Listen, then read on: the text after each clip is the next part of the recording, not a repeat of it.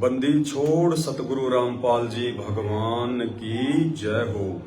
सत्साई भाई और बहनों, दया परमपिता परमेश्वर सतगुरु रामपाल जी भगवान की, जिनके शुभ आशीर्वाद से आज 27 अप्रैल 2024 आप और हम सभी सत्सेवक भाई बहन गुरुदेव भगवान के शुभ आशीर्वाद से छोटी सी सात संगति के लिए Facebook page Pawan Das is live के माध्यम से एक दूसरे के साथ में रूबरू हैं।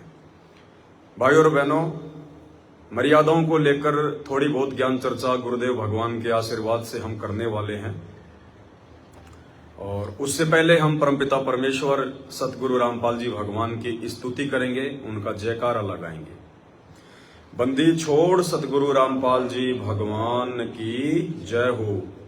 परम पिता परमात्मा, सारी सृष्टि के रचनहार, कुल मालिक, असंख्य ब्रह्मांडों के स्वामी, जगत गुरु, तीनों लोकों में प्रवेश करके सबका पालन पोषण करने वाले राजाधिराज, आत्माधार, नाथों के नाथ, देवों के देव महादेव, सर्वेश्वर महेश्वर, मृत्युंजय, अजरो अमर, आदि अनादि सनातनी प्रभु, जगत पिता जगदीश्वर, श्री श्री 1008 की उपाधि के वास्तविक अधिकारी, अकाल मूरत शब्द स्वरूपी राम, वासुदेव, सर्वगतम ब्रह्म, परम पूज्य, प्रथम पूज्य, परम संत, परम पुरुष, परम धनी, परम दयालु, सत्य कबीर, हक्का कबीर, अल्लाहु कबीर, अल्लाहु अकबर, बाखबर, अल्लाह ताला, जगत के तारणहार, जगत के मुक्तिदाता, जगत के जगन्नाथ, हारे के सहारे, हिंदुओं के राम, मुसलमानों के अल्लाह, सिखों के वाहिगुरु, ईसाइयों के मसीह, दया के सागर दयानिधि, करुणा के सागर करुणानिधि, स्वयंभू परिभू, संकट मोचन, कष्ट हरण, मंगल करण, दुख भंजन, अविगत कबीर, निर्विकार निर्विषम परमात्मा, अलय अलेख सतगुरु, आदि अनादि सतगुरु, असली मर्यादा पुरुषोत्तम, असली राम, असली कृष्ण, असली मुरारी, असली घनश्याम, राजाओं के राजा, महाराजाओं के महाराजा, शहंशाहों के शहंशाह, सम्राटों के सम्राट, भगवानों के भगवान, अल्लाहों के अल्लाह, प्रभुओं के प्रभु, मसीहों के मसीह, सच्चे वाहिगुरु, बाबाओं के बाबा, पीरों के पीर, सेठों के सेठ, जगत सेठ, सावड़सा सेठ, सर्वगुण संपन्न, अनंत कोटि कलाओं के स्वामी, अनंत कोटि ब्रह्मांडों के नायक, योगियों में महायोगी, ध्यानियों में महाध्यानी, सिद्धों में परम सिद्ध, ज्ञानियों में महाज्ञानी, परम ज्ञानी, तत्व ज्ञानी, ब्रह्म ज्ञानी, सर्वश्रेष्ठ ज्ञानी, युवा कबीर, समरथ कबीर, असमवात, अमित ओजा, सच्चे रहनुमा, करीम अल्लाह, सुभान अल्लाह, दुनिया के अंतिम पैगंबर, 8 सितंबर 1951 से गांव धनाना, जिला सोनीपत, हरियाणा, भारतवर्ष की पावन भूमि पे प्रकट रियल कल की भगवान, ब्रह्मा विष्णु महेश के दादाजी, सर्व आत्माओं के जनक, संत श्रोमणी सतगुरु रामपाल जी परमेश्वर जी के चरण कमल में अनंत कोटि दंडोत प्रणाम। सत्साई भाई और बहनों, दया पूज्य गुरुदेव भगवान की और सबसे बड़ी मेहर सतगुरु रामपाल जी भगवान की, जिन्होंने हम साध संगति से जुड़े हुए भगत भाई बहनों को अपनी विशेष रजा के योग्य बनाया। परमात्मा ने आप और हम सभी आत्माओं का ज्ञान योग खोला। इस कलयुग की पिछली पीढ़ी में परमेश्वर ने हमें मानव शरीर दिया। अरबों खरबों की जनसंख्या में से परमेश्वर ने हमें अपनी शरण में लिया और अपनी शरण में लेने के बाद भी परमात्मा ने सबसे बड़ी जो रजा बख्शी है वो है साध संगति से जोड़ने की, क्योंकि परमात्मा का विधान है कि साध संगत हरि भक्ति बिन कोई न उतरे पार, निर्मल आदि अनादि है गंदा सब संसार। साध संगति से जुड़े बिना हम लाख जन्म भी परमात्मा की प्राप्ति के योग्य नहीं हो सकते। भले हमें पूर्ण परमात्मा मिल गए, उन्होंने हमें सत्य भक्ति दे दी, हर प्रकार की मान मर्यादाओं से अवगत करवा दिया, उसके बाद भी एक सबसे बड़ी कमजोरी, सबसे बड़ी एक कमी, जिस कमी के चलते असंख्य युगों से बार बार हमें इस पूर्ण परमेश्वर की प्राप्ति होने के बावजूद भी हम उस अविनाशी लोक सचखंड को प्राप्त नहीं कर पाए। और वो सबसे बड़ी हमारी जो कमी रहती है वो है अपने गुरुदेव को परमात्मा के रूप में स्वीकार ना करना। हर बार हम लोग यही गलतियां कर जाते हैं, गुरु को भगवान नहीं मान पाते। लोगों के कहने से, तरह तरह की बातें बनाने से या किसी जन्म में अक्सर ज्ञान ना होने की वजह से लोगों की बातों में आकर हम अपने गुरुदेव को परमात्मा नहीं मान पाते हैं। इस कमी को ये परमात्मा इस कलयुग की पिछली पीढ़ी में ही पूरी करवाता है। इसलिए परमात्मा साध संगतियां शुरू करवाता है। तो परमेश्वर ने 8 सितंबर 1951 को गांव धनाना, जिला सोनीपत, हरियाणा में प्रकट होकर अपने विधान अनुसार समय आने पर परमेश्वर ने हम सभी आत्माओं को जगाया। सत्संगों के माध्यम से अपनी आवाज लगा लगा के सभी अपने बच्चों को परमात्मा ने इकट्ठा किया, सबको अपना ज्ञान सुनाया, तत्व ज्ञान बताया। और आज हमारा सौभाग्य कि आज हम इस धरती के सबसे खुश नसीब इंसान हैं कि हमें पूर्ण परमात्मा नसीब है। आप और हमारा 84 लाख योनियों का महाकष्ट जो है वो कटने वाला है यदि हम पूर्णतया परमपिता परमेश्वर जी की मर्यादाओं में रहकर आजीवन उनके श्री चरण कमल में पड़े रहे तो। लेकिन भाइयों और बहनों, सबसे बड़ी बाधा जो बनेगी, सबसे बड़ा रोड़ा जो बनेगा उनके चरणों से दूर करने का, वो है मर्यादा, नियम। काल हर प्रकार से कोशिश करेगा, कुछ हमारी खुद की भी अज्ञानता रह जाएगी। गुरुदेव भगवान के सत्संगों को ना सुन पाने के चलते, जानकारी के अभाव में कुछ मर्यादा हम भी जो है तोड़ डालेंगे। तो हमने हर प्रकार की उन कमियों को दूर करना है।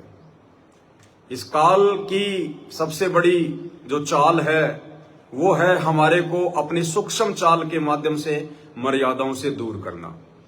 तो काल की सूक्ष्म चाल से तो केवल हम परमात्मा के चरणों में पड़े रहकर उनके ज्ञान को आधार बनाकर हर प्रकार से उनसे विनती करके, उनसे प्रार्थना करके ही जो है बच सकते हैं। रही बात दूसरी अज्ञानता की, अपनी खुद की नासमझी की, तो नासमझी को हम गुरुदेव भगवान के सत्संगों को ज्यादा से ज्यादा सुनकर या फिर ज्यादा से ज्यादा साथ संगतियों का लाभ उठाकर ही जो है पूरा किया जा सकता है। दूसरा कोई तरीका नहीं है। तो भाई और बहनों, हम आपस में गुरु भगत भाई बहन हैं। हम सबका गुरु एक ही है, परमपिता परमेश्वर सतगुरु रामपाल जी भगवान। बाकी हम सब उनके शिष्य और उनकी शिष्याएं हैं, हम उनके बच्चे हैं।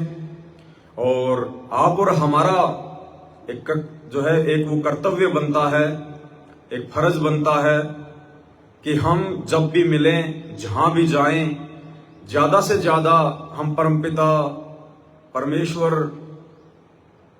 अपने गुरुदेव भगवान की महिमा में अपना समय जो है वो बिताएं। एक दूसरे भगत भाई बहन को समझाएं, यदि कोई कमी है उनके घर में, उनकी मर्यादाओं में, उनके भक्ति भाव में, तो हमारी जिम्मेदारी बनती है निर्भय होकर, निसंकोच होकर। हमें किसी प्रकार का कोई डर नहीं होना चाहिए, कोई भय नहीं होना चाहिए कि यदि मैं इस भगत जी को मैं इसकी कमियां बताऊंगा, इसके घर में मर्यादाओं को लेकर जो त्रुटियां हैं यदि मैं बताऊंगा, तो कहीं मेरे से नाराज ना हो जाए, मेरे से बोलना चालना बंद ना कर दे, मुझे अनदेखा ना कर दे। तो देखिए, इन सब बातों का कोई महत्व नहीं है। हमने केवल अपने परमपिता परमेश्वर सतगुरु रामपाल जी भगवान की नजरों से अनदेखा नहीं होना है। बाकी भगत चाहे हमें इज्जत दें, चाहे बेइज्जती करें, चाहे हमसे प्यार प्रेम से पेश आए, चाहे हमें अनदेखा करें, इन बातों को लेकर हमें कोई फर्क नहीं पड़ना चाहिए। परमात्मा कहते हैं कि भाई जेता मीठा बोल ही और तेता संत ना होए, और खरी खरी बाता कहें संत कहावे सोई। परमात्मा और उनके बच्चों के लक्षण होते हैं कि वो किसी भी बात को तोड़ मरोड़ कर पेश नहीं करते हैं, मीठा लगाकर पेश नहीं करते हैं, क्योंकि उनका अपना कोई भी निजी स्वार्थ नहीं होता है। भगत अगर नाराज हो तो लाख बार हो जाए, समाज अगर नाराज हो तो लाख बार हो जाए, रिश्तेदार अगर नाराज हो तो लाख बार हो जाए, हमारा गुरु भगवान नाराज नहीं होना चाहिए। उसके लिए जो कमियां आपको जहां भी दिखाई दे, मर्यादाओं में, भक्ति भाव में, यदि हम किसी भगत के संपर्क में हैं, हम उसके घर पर आते हैं, जाते हैं, तो ये हमारी जिम्मेदारी बनती है कि हम उस भगत भाई बहन को भी समझाएं और उन कमियों को सार्वजनिक करके, जो सार्वजनिक करने योग्य हों, ताकि दूसरे भगत भाई बहनों को भी एक शिक्षा मिले। अगर वही कमियां, वही गलतियां यदि किसी दूसरे के भी घर में हैं, तो ये सोशल मीडिया के माध्यम से परमात्मा ने हमें जो ये फेसबुक दिया है, यूट्यूब दिया है, इसके माध्यम से हम एक दूसरे भगत भाई बहनों को भी समझाएं, जागरूक करें। क्योंकि मर्यादा बचेगी तो भगत बचेगा, और भगत बचेगा तो भगवान का मिशन जो है वो सफल होगा। तो आप सबको पता है कि परमात्मा ने दास को सेवाओं के लिए संगत के बीच में भेजा हुआ है। जहां जहां परमपिता परमेश्वर सतगुरु रामपाल जी भगवान सत प्रेरणा करते हैं, वहीं वहीं दास जो है जाता है। और दास को यदि परमात्मा ने निमित्त बनाया है, यदि संगत में भेजा है, तो जाहिर सी बात है जरूर कोई न कोई उसका मकसद होगा, भले हमें ना पता हो उन सब बातों का। तो कहने का मतलब है ये लास्ट का समय चल रहा है। 18 अप्रैल 2024 निकल चुकी है। आगे का जो समय है वो पूर्णतया मर्यादाओं में रहकर गुरुदेव भगवान को प्रसन्न करने का समय है। अब भी यदि हमारे अंदर थोड़ी बहुत कोई कमी है, कोई त्रुटि है भक्ति भाव को लेकर, मर्यादाओं को लेकर, तो फिर भी हमारे पास में एक छोटा सा मौका है। वैसे 90% जो मौका है वो हम अपने हाथ से निकाल चुके हैं 18 अप्रैल 2024 के बाद।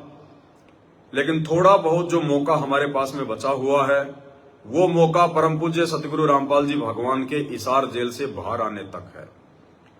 क्योंकि यदि हमने भगत बनना है, यदि हमने अपने गुरुदेव के हृदय में जगह बनानी है, यदि हमने सतलोक के लायक बनना है, तो अपने गुरुदेव भगवान के हिसार जेल से बाहर आने से पहले पहले हम बन सकते हैं। एक बार उनके जेल से बाहर आने के बाद चाहे आप कितनी मर्यादा निभा लेना, कितने आप अच्छे भगत बन के दिखा लेना, कितनी आप भक्ति कर लेना, आप जी वो वस्तु प्राप्त नहीं कर पाओगे जिस वस्तु की प्राप्ति के लिए हम आत्माएं युगों युगों से भटक रही हैं, यानी सतलोक। एक मौका दिया है परमात्मा ने अपने आप को हम आत्माओं से दूर करके 2014 बरवाला कांड के बाद। जिन आत्माओं ने अपने कर्म फोड़ने थे बरवाला कांड में, उन्होंने फोड़ लिए, और परमेश्वर ने अपने हंसों की, अपने बच्चों की परीक्षा लेनी थी, अपने से दूर कर कर शारीरिक रूप से। शब्द रूप में तो परमात्मा हम सब के साथ में, पल पल साथ में है, लेकिन शरीर रूप से परमेश्वर ने अपने आप को हम आत्माओं से दूर करके एक परीक्षा ले ली कि देखता हूं मैंने 20-22 वर्ष तक दिन रात एक करके जो अनमोल ज्ञान इन आत्माओं तक पहुंचाया है, ये ज्ञान इन आत्माओं के हृदय में समाया भी है या नहीं समाया है। जो मेरा होगा वो तो मेरे वचन पर चलेगा, जो काल का होगा वो देखा देखी में चलेगा, भेड़ चाल में चलेगा। तो सबको पता है 90% आत्माओं की छटनी हो चुकी है। जिन्होंने समझना था वो समझ चुके हैं, जिनको अपने आत्म कल्याण की टेंशन थी, जिनको भगवान चाहिए था, जिनको गुरु का ज्ञान समझ में आने के बाद अपना आत्म कल्याण करवाना था, वो आत्माएं समय रहते सात संगति से जुड़ चुकी थी। सात संगति से जुड़कर 90% उन आत्माओं ने अपने आप को तन मन से साफ सुथरा जो है वो बना लिया है, हर प्रकार की मर्यादाओं को फॉलो करके। और जो केवल देखा देखी वाले हंस थे, जो परमात्मा के हीरे मोती लाल नहीं थे, उन आत्माओं के ऊपर सात संगतियों की वीडियो का कोई असर नहीं पड़ा। उन्होंने कभी भी अपने गुरुदेव भगवान के वचनों को, नियम और मर्यादाओं को महत्व नहीं दिया। कभी भी उन आत्माओं ने गुरुदेव के सत्संगों को आधार नहीं बनाया। जैसा उन्हें आश्रमों की तरफ से या गुरुदेव के कलयुगी बेटा बेटी, भाई बंधु, रिश्तेदार या कोऑर्डिनेटरों की ओर से जो भी मनमुखी आदेश दे दिया गया, उस आदेश को उन आत्माओं ने आंख बंद करके फॉलो कर लिया और पिछले कई वर्षों से लगातार अपनी मर्यादाएं तोड़ते आ रहे हैं। उनसे आप चाहे श्री राम की भक्ति करवा लो अयोध्या में भंडारा लगवा कर, या चाहे इन आश्रमों में बुलवा कर संत रामपाल जी की भक्ति करवा लो, उन्हें कोई फर्क नहीं पड़ता है, क्योंकि उनकी मर्यादा नहीं है, उनके ऊपर गुरुदेव भगवान का विशेष आशीर्वाद नहीं है, जिस कारण से उनका ज्ञान योग जो है वो बंद है।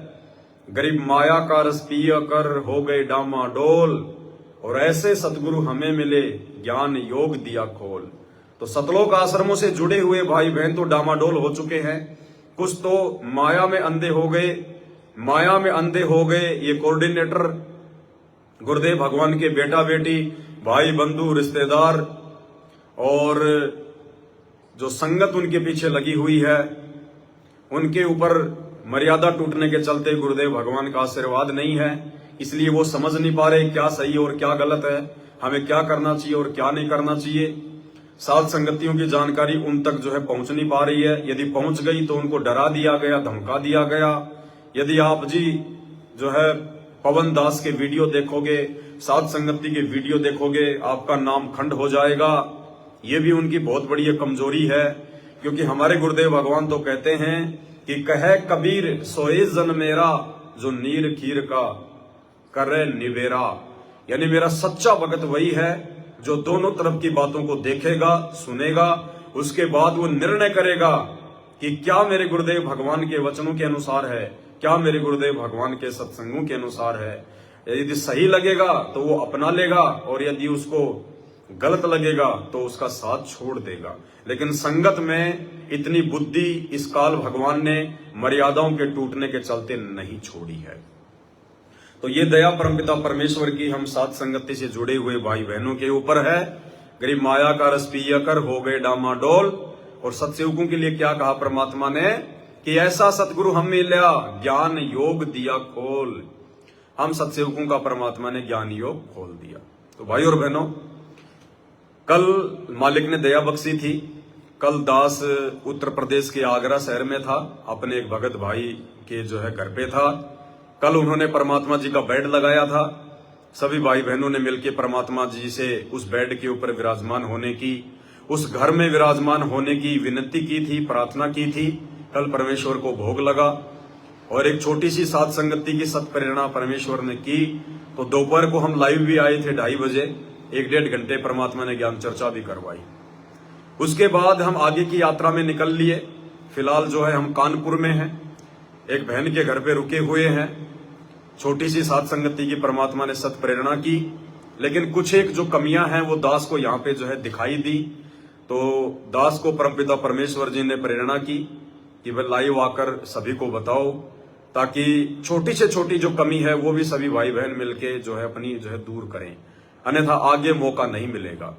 अगर हमने अब भी प्रथम तो गुरुदेव भगवान से इतना ज्ञान लेने के बाद और ऊपर से साध संगति से जुड़ने के बाद यदि हम मर्यादाओं में हल्का फुल्का भी कोई त्रुटि रखेंगे, भाई और बहनों, परमात्मा नाराज होंगे। समझदार जब हो जाता है कोई बच्चा, और वो बच्चा जिसको इस बात का पता है, जो लगभग 2-3 साल का हो चुका है कि बाथरूम कहाँ करना चाहिए, वो बच्चा यदि अपनी माँ की गोद में बाथरूम करता है तो माँ उसको मारती है, पीटती है, उसको थप्पड़ लगाती है। और एक 6 महीने का बच्चा जिसको नहीं पता कि बाथरूम कहाँ करना चाहिए, वो बच्चा यदि माँ की गोद में बाथरूम भी कर देता है तो माँ उसको मारती नहीं है, पीटती नहीं है। माँ उसको नीचे उतारती है, साफ करती है, उसके कपड़े चेंज करती है, फिर से उसको लाड प्यार करती है, क्योंकि माँ को पता है कि ये नादान है, अबोध है, अभी इसको ज्ञान नहीं है।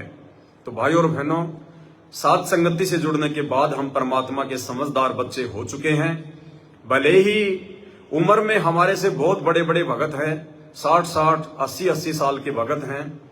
नाम के रूप में भी हमसे बहुत बड़े बड़े भगत हैं। किसी को 100 शब्द मिला हुआ है, किसी को 100 नाम मिला हुआ है, लेकिन ज्ञान के मामले में परमात्मा ने उन आत्माओं को बहुत छोटा बना रखा है। कहते हैं कि ज्ञानेन वृद्धय, जो ज्ञान में बड़ा होता है असल में वो बड़ा होता है, जो उम्र में बड़ा है वो बड़ा नहीं होता।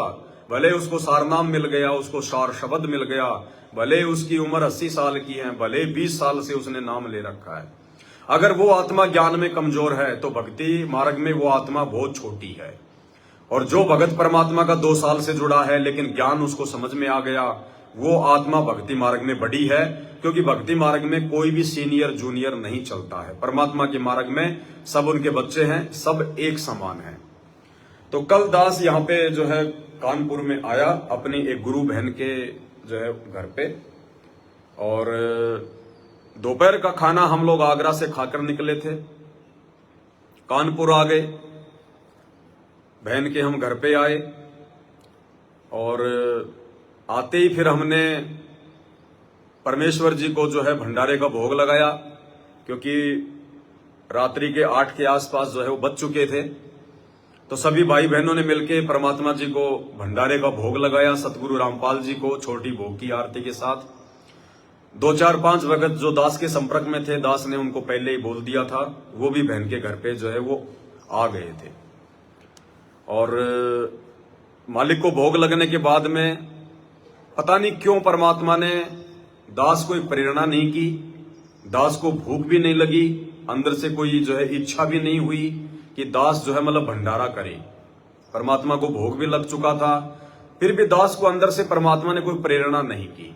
ऐसा नहीं है कि भंडारा कोई सही नहीं था, क्योंकि भगत के लिए ये चीजें मायने नहीं रखती हैं कि भंडारा थोड़ा है या ज्यादा है, स्वादिष्ट है या नहीं है, कोई गरीब है या अमीर है, ये चीजें भगत के लिए मायने नहीं रखती है। परमात्मा कहते हैं लूखी सूखी खाए कर ठंडा पानी पी, मालिक की वाणी है कि जैसा भगत को मिल जाए वैसा भगत को परमात्मा का प्रसाद समझकर उसे ग्रहण कर लेना चाहिए। भगत ने भंडारे को लेकर या सुविधाओं को लेकर मीन मेख नहीं करनी होती है। तो बाकी सब भगत भाई बहनों ने भंडारा किया, दास ने भंडारा नहीं किया, पता नहीं क्यों। बहुत सारी बातें हैं भाई और बहनों, क्योंकि परमात्मा ने, सतगुरु रामपाल जी भगवान ने दास को निमित्त बनाया है संगत को मर्यादाओं को लेकर विशेष बातें बताने के लिए, समझाने के लिए। यदि कोई भी छोटी मोटी कोई त्रुटि है तो हालांकि मुझे कोई इतना ज्ञान नहीं है, मैंने सतगुरु रामपाल जी भगवान की मैंने कोई इतनी संगति नहीं की है जितनी संगति लोगों ने 20-20 साल से उनसे नाम दीक्षा लेकर की है। लोग आश्रम में उनके साथ में रहा करते थे, दिन में 50 बार उनको दंडवत किया करते थे, 20 बार उनसे आशीर्वाद लिया करते थे। बहुत सारी बातें जो सतगुरु रामपाल जी भगवान अपने सत्संगों में नहीं बता पाते हैं, वो बातें भी उनके साथ में रहने वाले भक्तों ने सुनी होंगी, लेकिन उसके बावजूद भी उन लोगों की बुद्धि ऑफ है। वो लोग संगत में ज्ञान चर्चा नहीं कर पाते हैं, मर्यादाओं को लेकर ना वो खुद जो है जागरूक है, ना भगत भाई बहनों को जगा पाते हैं। इस दास के ऊपर परमपिता परमेश्वर ने मेहर बख्शी। 12 अप्रैल 2013 को इस दास को सतगुरु रामपाल जी भगवान की शरण प्राप्त हुई। 18 नवंबर 2014 को बरवाला कांड हो गया, यानी मुश्किल से ये दास 1 साल ही सतगुरु रामपाल जी भगवान की संगति सतलोक आश्रम बरवाड़ा में कर पाया। और सतलोक आश्रम बरवाड़ा में भी हमें कभी सतगुरु रामपाल जी भगवान से बात करने का मौका नहीं मिला। भाई किसी भाई की ये मन में शंका हो कि पवन भगत तो संत रामपाल जी के साथ में रहा होगा, इसलिए इसको इतना ज्ञान है मालिक की दया से, नहीं। हमें इतना भी मौका नहीं मिला कि हम गुरु जी से 2 मिनट भी हम बात कर पाए। 2 मिनट भी बात करने का हमें परमेश्वर से मौका नहीं मिला। आम संगत की तरह जाया करते थे, छोटी मोटी दास को बाथरूम की सेवा मिली हुई थी, बाथरूम की सेवा कर लिया करते थे, बाथरूम वगैरह साफ कर लिया करते थे। आम संगत की तरह लाइन में लगकर परमात्मा जी के जो है दर्शनों के लिए जाया करते थे, उनका आशीर्वाद ले लिया करते थे। वैसे 2 मिनट भी परमात्मा जी से बैठकर कभी बातचीत करने का मौका नसीब नहीं हुआ। उसके बाद बरवाला कांड हो गया, परमात्मा हम सबसे दूर हो गए।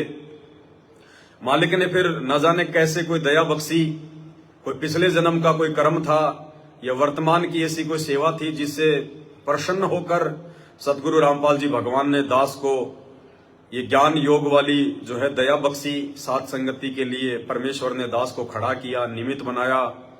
हजारों की संख्या में परमात्मा ने ज्ञान आधारित वीडियो बनवाए, जिस वीडियो की कोई कीमत नहीं है।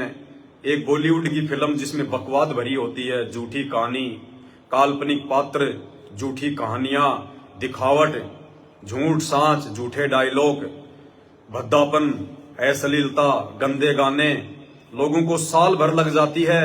साल भर 1-3 घंटे की फिल्म बनाने में दुनिया भर का पैसा, करोड़ों का जो है पैसा उनका बर्बाद हो जाता है। और समाज में फिर क्या पेश करते हैं वो? गंदगी, अश्लील गाने, भद्दे गाने, फुहड़ता। और यहां परमपिता परमेश्वर ज्ञान आधार से 3-3 घंटे, 4-4 घंटे दास को लाइव में सत्संगति करवाते हैं, जिन वीडियो की कोई कीमत नहीं है। अगर ये पृथ्वी एक तरफ रख दी जाए और सत्संगति के वीडियो एक तरफ रख दिए जाएं तो ये पृथ्वी का वजन थोड़ा है। वर्तमान में हो सकता है ये बातें हमें थोड़ी सी मजाक लगें, लेकिन आने वाले समय में जब तक ये विज्ञान चलेगी, लाखों वर्ष तक जब तक ये विज्ञान के ये उपकरण चलेंगे, ये टीवी चलेंगे, मोबाइल चलेंगे, जब तक सदगुरु रामपाल जी भगवान का भक्ति मार्ग चलेगा, तब तक ये सात संगति के वीडियो भी चलेंगे और आत्माओं को, मर्यादाओं को लेकर दृढ़ करते रहेंगे। तो परमेश्वर ने कोई प्रेरणा नहीं की अंदर से कि दास जो है बल्कि भंडारा करे। दास ने भी ज्यादा दिमाग नहीं लगाया, थोड़ी सी थकान भी हो रही थी, दास जो है सो गया। बहन ने एसी वगैरह जो है ऑन कर दी, दास जो है सो गया।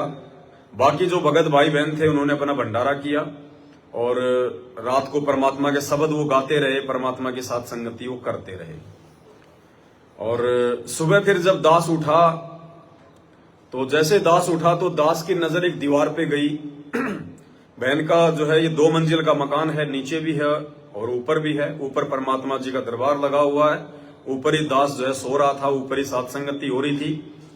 तो सुबह दास जैसे मतलब बाथरूम वगैरह से फ्री हुआ, अपना नित्य नियम वगैरह हुआ, उसके बाद दास की थोड़ी साइड में एक नजर गई तो वहां एक शंकर जी की एक मूर्ति रखी हुई थी, शंकर भगवान की।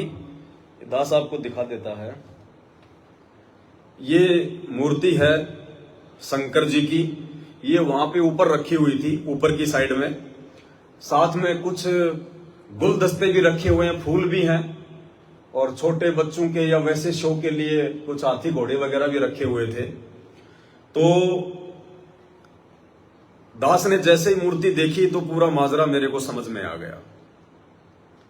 तो दास ने अन्य भगत भाई बहनों से कहा कि भाई बहन को जरा बताओ, ये शंकर जी की मूर्तिकार भगत के घर में क्या काम है, जबकि बहन के घर में कोई भी अनुपदेशी व्यक्ति नहीं है। बहन का जो पति है वो एक्सपायर हो चुके हैं, कोई सरकारी जॉब में थे, उनकी जगह उनके बेटे को नौकरी मिल चुकी है, वो अपने बच्चों के साथ में कहीं और रहते हैं। बहन यहाँ पे केवल अकेली रहती है। बहन के साथ में उनकी एक चचेरी बहन है जिन्होंने नाम दीक्षा नहीं ली है, काफी वर्षों से वो उनके साथ में रहती है, क्योंकि उनके पति से उनका डाइवोर्स हो चुका है, इसलिए वो बहन के साथ में रहती है। तो सुबह जैसे दास ने ये मूर्ति देखी तो दास को पूरा का पूरा माजरा समझ में आ गया कि परमात्मा ने क्यों भोग प्रसाद को ग्रहण करने की अनुमति जो है वो नहीं दी, क्यों परमात्मा ने भंडारा करने की अनुमति नहीं दी। क्योंकि भाई और बहनों देखो, दूसरे भाई बहनों की तो दिख जाएगी, अन्य भाई बहन हैं, थोड़ा बहुत यदि नासमझी में उनकी मर्यादा टूट जाए तो उनको तो माफी है, लेकिन ये दास जिसको परमात्मा ने निमित्त बनाया है साथ संगति के लिए, और दास ने अपना तन मन धन मन कर्म वचन से सदगुरु रामपाल जी भगवान के चरण कमल में समर्पित कर दिया है। मेरे जीवन का दूसरा कोई मकसद नहीं है, कोई टारगेट नहीं है सिवाय अपनी भक्ति के और सदगुरु रामपाल जी भगवान की महिमा के। इसलिए मेरे से यदि अनजाने में भी कोई त्रुटि होनी होगी तो परमात्मा मुझे आगाह करेंगे, परमात्मा मुझे बचाएंगे, परमात्मा मुझे हर प्रकार की किसी भी गलती से, चाहे कोई भी कारण उनको बनाना पड़े, परमात्मा मुझे बचाएंगे। क्योंकि मेरे माध्यम से परमात्मा ने हजारों की संख्या में वीडियो बनवा दी है, हर प्रकार की मर्यादाओं को लेकर भगत समाज के लिए वीडियो बनवा दी है। अब यदि मेरे से कोई त्रुटि हो गई तो मेरे द्वारा बनाए गए वीडियो, मेरे शब्द किसी पर भी काम नहीं करेंगे और उल्टा मैं भगवान का दोषी हो जाऊंगा। तो परमेश्वर जिस आत्मा को निमित्त बनाते हैं अपने भक्ति मार्ग में, उस आत्मा को परमात्मा ही बचाते हैं। तो भाई और बहनों, भले ही बहन की आस्था इस शंकर जी की मूर्ति में नहीं है, हमें भी पता है इस बात का कि साध संगति से जुड़ने के बाद में आपकी आस्था किसी भी देवी देवता में हो ही नहीं सकती, बिल्कुल भी। लेकिन उसके बावजूद भी मूर्ति रूप में यदि किसी भी देवी देवता की फोटो या तस्वीर यदि आपके घर पर रखी हुई है तो उस घर में पूर्णतया सतगुरु रामपाल जी भगवान का वास नहीं हो सकता, बिल्कुल नहीं हो सकता। देखिए बहुत सारी बातें हैं, जैसे हमारे पास में मंत्र कार्ड हैं जो हम सुबह सुबह जो प्रथम मंत्र का जाप करते हैं, जिसका मंत्र कार्ड बना हुआ है, तो उस मंत्र कार्ड में 5 देवताओं की फोटो है। ब्रह्मा और सावित्री जी की फोटो है, गणेश जी की फोटो है, विष्णु लक्ष्मी जी की फोटो है, दुर्गा जी की फोटो है, शंकर पार्वती जी की फोटो है। लेकिन वो फोटोएं हमें नुकसान नहीं देंगी। वो फोटोएं यदि हमारे घर में है, वो मंत्र कार्ड यदि हम दरबार में रखते हैं या अपने घर पर रखते हैं, वो फोटोएं हमें नुकसान नहीं देगी, क्योंकि वो एक साधना के रूप में है। दूसरा, यदि आप मार्केट से कोई सामान लेके आए, आप कोई डब्बा खरीद के लेके आए और डब्बा किसी ऐसी कंपनी का है जो कि बजरंगबली को मानता है, कंपनी का मालिक, उसने अपनी कंपनी का नाम जो है मतलब बालाजी एंटरप्राइजेज रखा हुआ है, और उस कंपनी का जो लोगो है, उसका स्टिकर जिस पर बालाजी की, हनुमान जी की फोटो लगी है, उसने अपनी उस कंपनी के हर प्रोडक्ट के ऊपर जो है मतलब लगानी होती है। हम जो डब्बा लेके आए हैं बालाजी एंटरप्राइजेज कंपनी का, उसके ऊपर उस कंपनी का लोगो लगा हुआ है, बालाजी की फोटो लगी हुई है, हम अपने घर पर ले आए, काम में ले रहे हैं। तो ऐसी स्थिति में भी भगत को कोई दोष नहीं लगता। अगर उस डब्बे के ऊपर यदि किसी देवी देवता की फोटो है तो भी हमें कोई दोष नहीं लगता। यदि आप मार्केट से कोई घी का डब्बा ले आए हैं जोत जलाने के लिए, और घी का डब्बा जो है मतलब श्री कृष्णा शुद्ध घी के नाम से है और उसपे श्री कृष्ण जी की फोटो लगी हुई है, तो भी हमें कोई दिक्कत नहीं है। लेकिन यदि मूर्ति रूप में या सिंगल फोटो के रूप में साध संगति से जुड़ने के बाद, संत रामपाल जी भगवान के भगत होने के बाद, यदि आपके घर में कोई अलग से फोटो रखी होगी, भले आप उसकी पूजा भी नहीं करते, भले आपकी उस फोटो में आस्था भी नहीं है, लेकिन परमात्मा का विधान टूटेगा। क्योंकि मालिक कहते हैं संत वचन पलटे नहीं, चाहे पलट जाए ब्रह्मांड। जब हम नाम दीक्षा लेते हैं तो उस समय परमात्मा हमें एक वचन में बांधते हैं, हमें एक नियम बताते हैं कि बच्चों, आपने अपने घर पर, अपने दरबार साहिब में अपने गुरुदेव भगवान के अतिरिक्त अन्य किसी भी साधु संत महात्मा की, किसी भी देवी देवता की, या आपके घर के पूर्वज जो मर चुके हैं उनकी फोटोएं बिल्कुल भी नहीं रखनी है। यदि ऐसा होगा तो भले आप भक्ति कर रहे हैं, लेकिन परमात्मा का पूर्ण आशीर्वाद आप जी प्राप्त नहीं कर पाएंगे। तो भाई और बहनों, विशेषकर साध संगति से जुड़ने के बाद, और जिस घर में पाठ प्रकाश की वाणियां चल रही हों, क्योंकि बहन ने भी पाठ प्रकाश की वाणियां मंगवाई हैं, यहां भी परमात्मा के दरबार में 24 घंटे अखंड वाणियां पाठ प्रकाश की पूज्य गुरुदेव भगवान के मुख कमल से जो है वो चल रही हैं। उसके बाद यदि उस घर में मूर्ति रूप में या फोटो रूप में यदि कोई भी ऐसी सामग्री रखी होगी तो वहां पे परमात्मा का पूर्ण आशीर्वाद नहीं होगा। भले हम परमात्मा को भोग लगाएं, रोज भोग लगाएं, परमेश्वर उस भोग को स्वीकार नहीं करेंगे, क्योंकि ये कोई अनजाने की गलती नहीं है। ऐसा नहीं है कि बहन को ये फोटो का मालूम नहीं था कि यहाँ पे एक मूर्ति रखी हुई है, क्योंकि बहन का घर है, उन्हें तो अच्छे से पता होना चाहिए। वो तो दिन में 5 बार ऊपर आती हैं, नीचे जाती हैं, भाई इस फोटो को बहन की नजर भी पड़ती होगी, उसके बावजूद भी उन्होंने इस फोटो को नहीं हटाया। तो कहीं ना कहीं ये हमारे अंदर थोड़ी बहुत ज्ञान की कमी है। गुरुजी के प्रति आस्था खूब है, गुरुजी के प्रति श्रद्धा ठीक है, मर्यादाओं को लेकर अपनी चिंता ठीक है, लेकिन कहीं न कहीं ये ज्ञान की ही थोड़ी बहुत ये कमी समझी जाएगी। अन्यथा भगत को ये सहन हो ही नहीं सकता, बिल्कुल सहन नहीं हो सकता भगत को। जैसे माता पिता यदि अपने होशो हवास में हैं, माता पिता यदि पागल नहीं हैं, और यदि उनका छोटा 2 साल का बच्चा जो घुटने चलता है वो खेल रहा है, जहां बच्चा खेलता है वहां पर यदि कोई चाकू पड़ा हो, कोई नुकीली वस्तु पड़ी हो और माता पिता यदि होश में हैं तो झट से उस चाकू को उठाकर बच्चे से दूर रखेंगे, क्योंकि उनको पता है कि बच्चा नादान है। यदि चाकू को गलती से हाथ लगा लिया बच्चे की उंगली कट जाएगी। और माता पिता ने शराब पी रखी है या माइंडली वो पागल हैं तो उन्हें कोई फर्क नहीं पड़ता कि बच्चा गिरे या चक्कू गिरे, कहां पड़ा हुआ है, कौन कटेगा कौन बचेगा। तो भाई और बहनों, इसी प्रकार यदि हम जागरूक हैं, ज्ञान यदि हमें संत रामपाल जी का समझ में आ गया है, हृदय में समा चुका है, अपने जीवन का मकसद हमें समझ में आ चुका है, किन बातों को लेकर भगवान नाराज होते हैं, किन बातों को लेकर भगवान जो है प्रसन्न होते हैं, यदि सारी बातें हमारे दिमाग में आ चुकी हैं तो भाई और बहनों, हम इन फोटोओं को अपने घर पर नहीं रख सकते।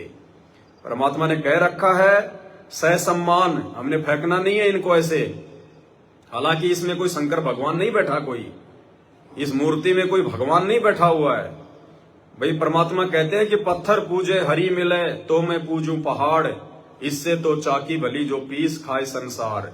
भक्ति बिना नर खर एक है, जिन हरि पद नहीं जाण्या, पूर्ण ब्रह्म की परख नहीं रे, पूज मरे पाषाणा। पत्थर पूज पूज के मर गए और पूर्ण परमात्मा की पहचान भी नहीं। तो बहन की कोई आस्था नहीं है, लेकिन फिर भी ज्ञान आधार यही कहता है कि हमने गुरुदेव के प्रत्येक वचन को फॉलो करना है। इस फोटो को बहन ने हटा देना चाहिए था, लेकिन उनके अंदर से ये चेतना नहीं हुई।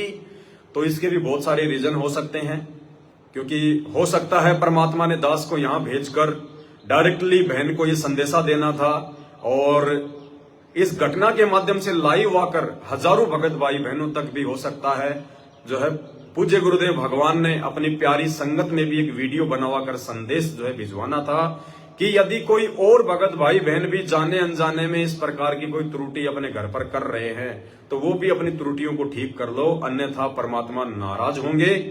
और अब यदि परमात्मा नाराज हो गए तो आगे उनको खुश करने का दूसरा हमारे पास में कोई साधन नहीं बचेगा। तो उसके बाद में बहन ने तुरंत ये बात को स्वीकार कर लिया और बहन ने इस फोटो को, शंकर जी की फोटो को बाथरूम में जाकर रख दिया। हमने बाथरूम में भी नहीं रखना है, हमने इसको छत पर एक कोने में भी नहीं रखना है, हमने इस फोटो को अपने घर पर रखना ही नहीं है, चाहे मूर्ति हो चाहे फोटो हो। हमने या तो सहसम्मान बहते हुए पानी में इसको जल प्रवाह कर देना है। जब भी हमारा कहीं आना जाना हो और बहता हुआ किसी नहर या नदी का पानी है, वहां हमने इसको डाल देना है, जल प्रवाह कर देना है। या आप इसको कहीं भी, आप किसी मंदिर में या किसी पार्क में, कहीं भी जहां भी उनका कोई स्थान होता है, कोई बढ़िया पीपल का पेड़ होता है, वहां जाके हम इसको रख के आ जाएं। हमने अपने घर पर इस फोटो को नहीं रखना है बिल्कुल भी। तो परमात्मा ने दास को कल ये प्रेरणा नहीं की, क्योंकि जब तक भगत के घर में थोड़ी भी त्रुटि होगी, विशेषकर साथ संगति से जुड़े हुए भगत भाई बहनों के घरों में, हम चाहे कितना ही भोग लगा लें, कितना ही कुछ कर लें, परमात्मा उस भोग को स्वीकार नहीं करेगा। क्योंकि परमात्मा आपके भोग का भूखा नहीं है, परमात्मा आपके भोग का भूखा नहीं, परमात्मा आपके भाव का भूखा है। और भाव उसी समय बनेंगे जब हमें ज्ञान होगा। दूसरी बात, बहुत सारे भगत भाई बहन ऐसे भी हैं जिन्होंने अपने परिवार में अकेले ही उपदेश लिया हुआ है। उसका पति नहीं मानता तो किसी की जो है वो पत्नी नहीं मानती, तो किसी के सास ससुर नहीं मानते, और वो अकेला ही अपने घर में भक्ति कर रहा है संत रामपाल जी की। उसने अपना दरबार लगा रखा है, और बाकी जो परिवार वाले हैं वो अन्य सभी देवी देवताओं की पूजा भी करते हैं। देवी देवताओं को उन्होंने अपना दरबार भी लगा रखा है, फोटोएं भी लगा रखी हैं, मूर्तियां भी रखी हुई हैं। तो भाई और बहनों, ऐसी स्थिति में भगत को दोष नहीं है। ऐसी स्थिति में जिस भगत के घर में बाकी लोग अनुपदेशी हैं, देवी देवताओं के पुजारी हैं, ऐसी स्थिति में यदि उस घर में शंकर जी की, हनुमान जी की, किसी भी देवी देवता की फोटो या तस्वीर रखी हुई है, पूजा पाठ हो रही है, तो ऐसी स्थिति में उन भगत आत्माओं को दोष नहीं लगता, ना उनसे परमात्मा नाराज होता है। क्योंकि उस भगत के अंदर से कोई इच्छा नहीं है। भगत तो चाहता कि आज ही इन सब का सफाया हो जाए, आज ही सभी घर वाले गुरुदेव का ज्ञान समझकर नाम उपदेश ले लें और सब मिलके सतगुरु रामपाल जी को अपने इष्ट रूप में पूजें, सब मिलकर परमात्मा की महिमा करें। लेकिन उस भगत ने सावधानी रखनी होगी, जहां उसका दरबार लगा हुआ है यदि उसको एक कमरा कोई अलग से मिला हुआ है, उस कमरे में, उस दरबार में उस भगत ने अपने गुरुदेव के अलावा कोई देवी देवता की फोटो, किसी भी अन्य अपने पूर्वज की फोटो नहीं रखनी है। बाकी अगर वो परिवार वाले नहीं मानते हैं तो परमात्मा कहते हैं, कबीरा तेरी झोपड़ी गलकटियन के पास, जो करेगा सो भरेगा, तू क्यों भया उदास। उस भगत को ऐसी स्थिति में दोष नहीं लगता है। इसके अलावा भाई और बहनों, जो गुलदस्ते रखे हुए हैं, दास आपको थोड़ा सा दिखा देता है, कहीं सोचो कि भाई भगत जी ऐसे मजाक कर रहा है। ये देखो ऊपर, ये देखिए, यहीं पे शंकर जी की फोटो रखी हुई थी और यहाँ पे आप जी फूलों के गुलदस्ते देख रहे हैं दो, साथ में ये हाथी घोड़े बंदर देख रहे हैं जो कि शो के लिए रखे हुए हैं। तो भाई और बहनों, हम परमेश्वर सतगुरु रामपाल जी भगवान के बच्चे हैं, हमें असली भगवान प्राप्त है, हम उनकी असली मर्यादा फॉलो कर रहे हैं, हमें उनके द्वारा बख्शीश असली भक्ति प्राप्त है, शास्त्र अनुकूल असली भक्ति प्राप्त है।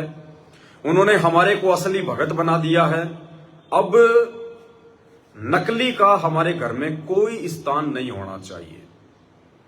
हमने अपने घर पर किसी भी प्रकार का कोई जो है गुलदस्ता वगैरह नहीं रखना है।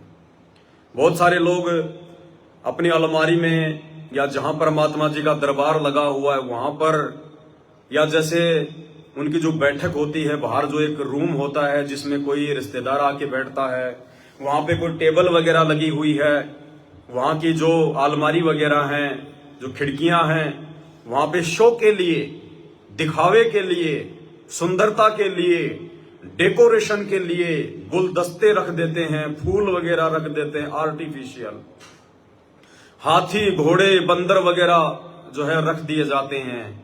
बच्चों के बड़े बड़े खिलौने जो टेडी बियर वगैरह, भालू बंदर वगैरह होते हैं, वो रख दिए जाते हैं। भाई और बहनों, ये चीजें भी परमात्मा को पसंद नहीं है। हम भगत हैं, हमारी इन चीजों में कोई रुचि नहीं बननी चाहिए। हमने दिखावा नहीं करना है बिल्कुल भी। साधु सोई जो सीधा चाल है, क्या दिखाएंगे हम क्या अपनी महिमा बनाएंगे? क्या हम अपने घर की महिमा बनाएंगे? क्या हम ये दिखाना चाहते हैं कि दूसरा व्यक्ति जब हमारे घर पर आए तो उसको लगे कि देखो इन्होंने कितना अच्छा मकान बना रखा है, कितना अच्छा इन्होंने फूल फाल लगा के, ये बंदर हाथी घोड़े रख के अपने घर का डेकोरेशन कर रखा है। हमने दुनिया को खुश नहीं करना, दुनिया को जो है प्रसन्न नहीं करना।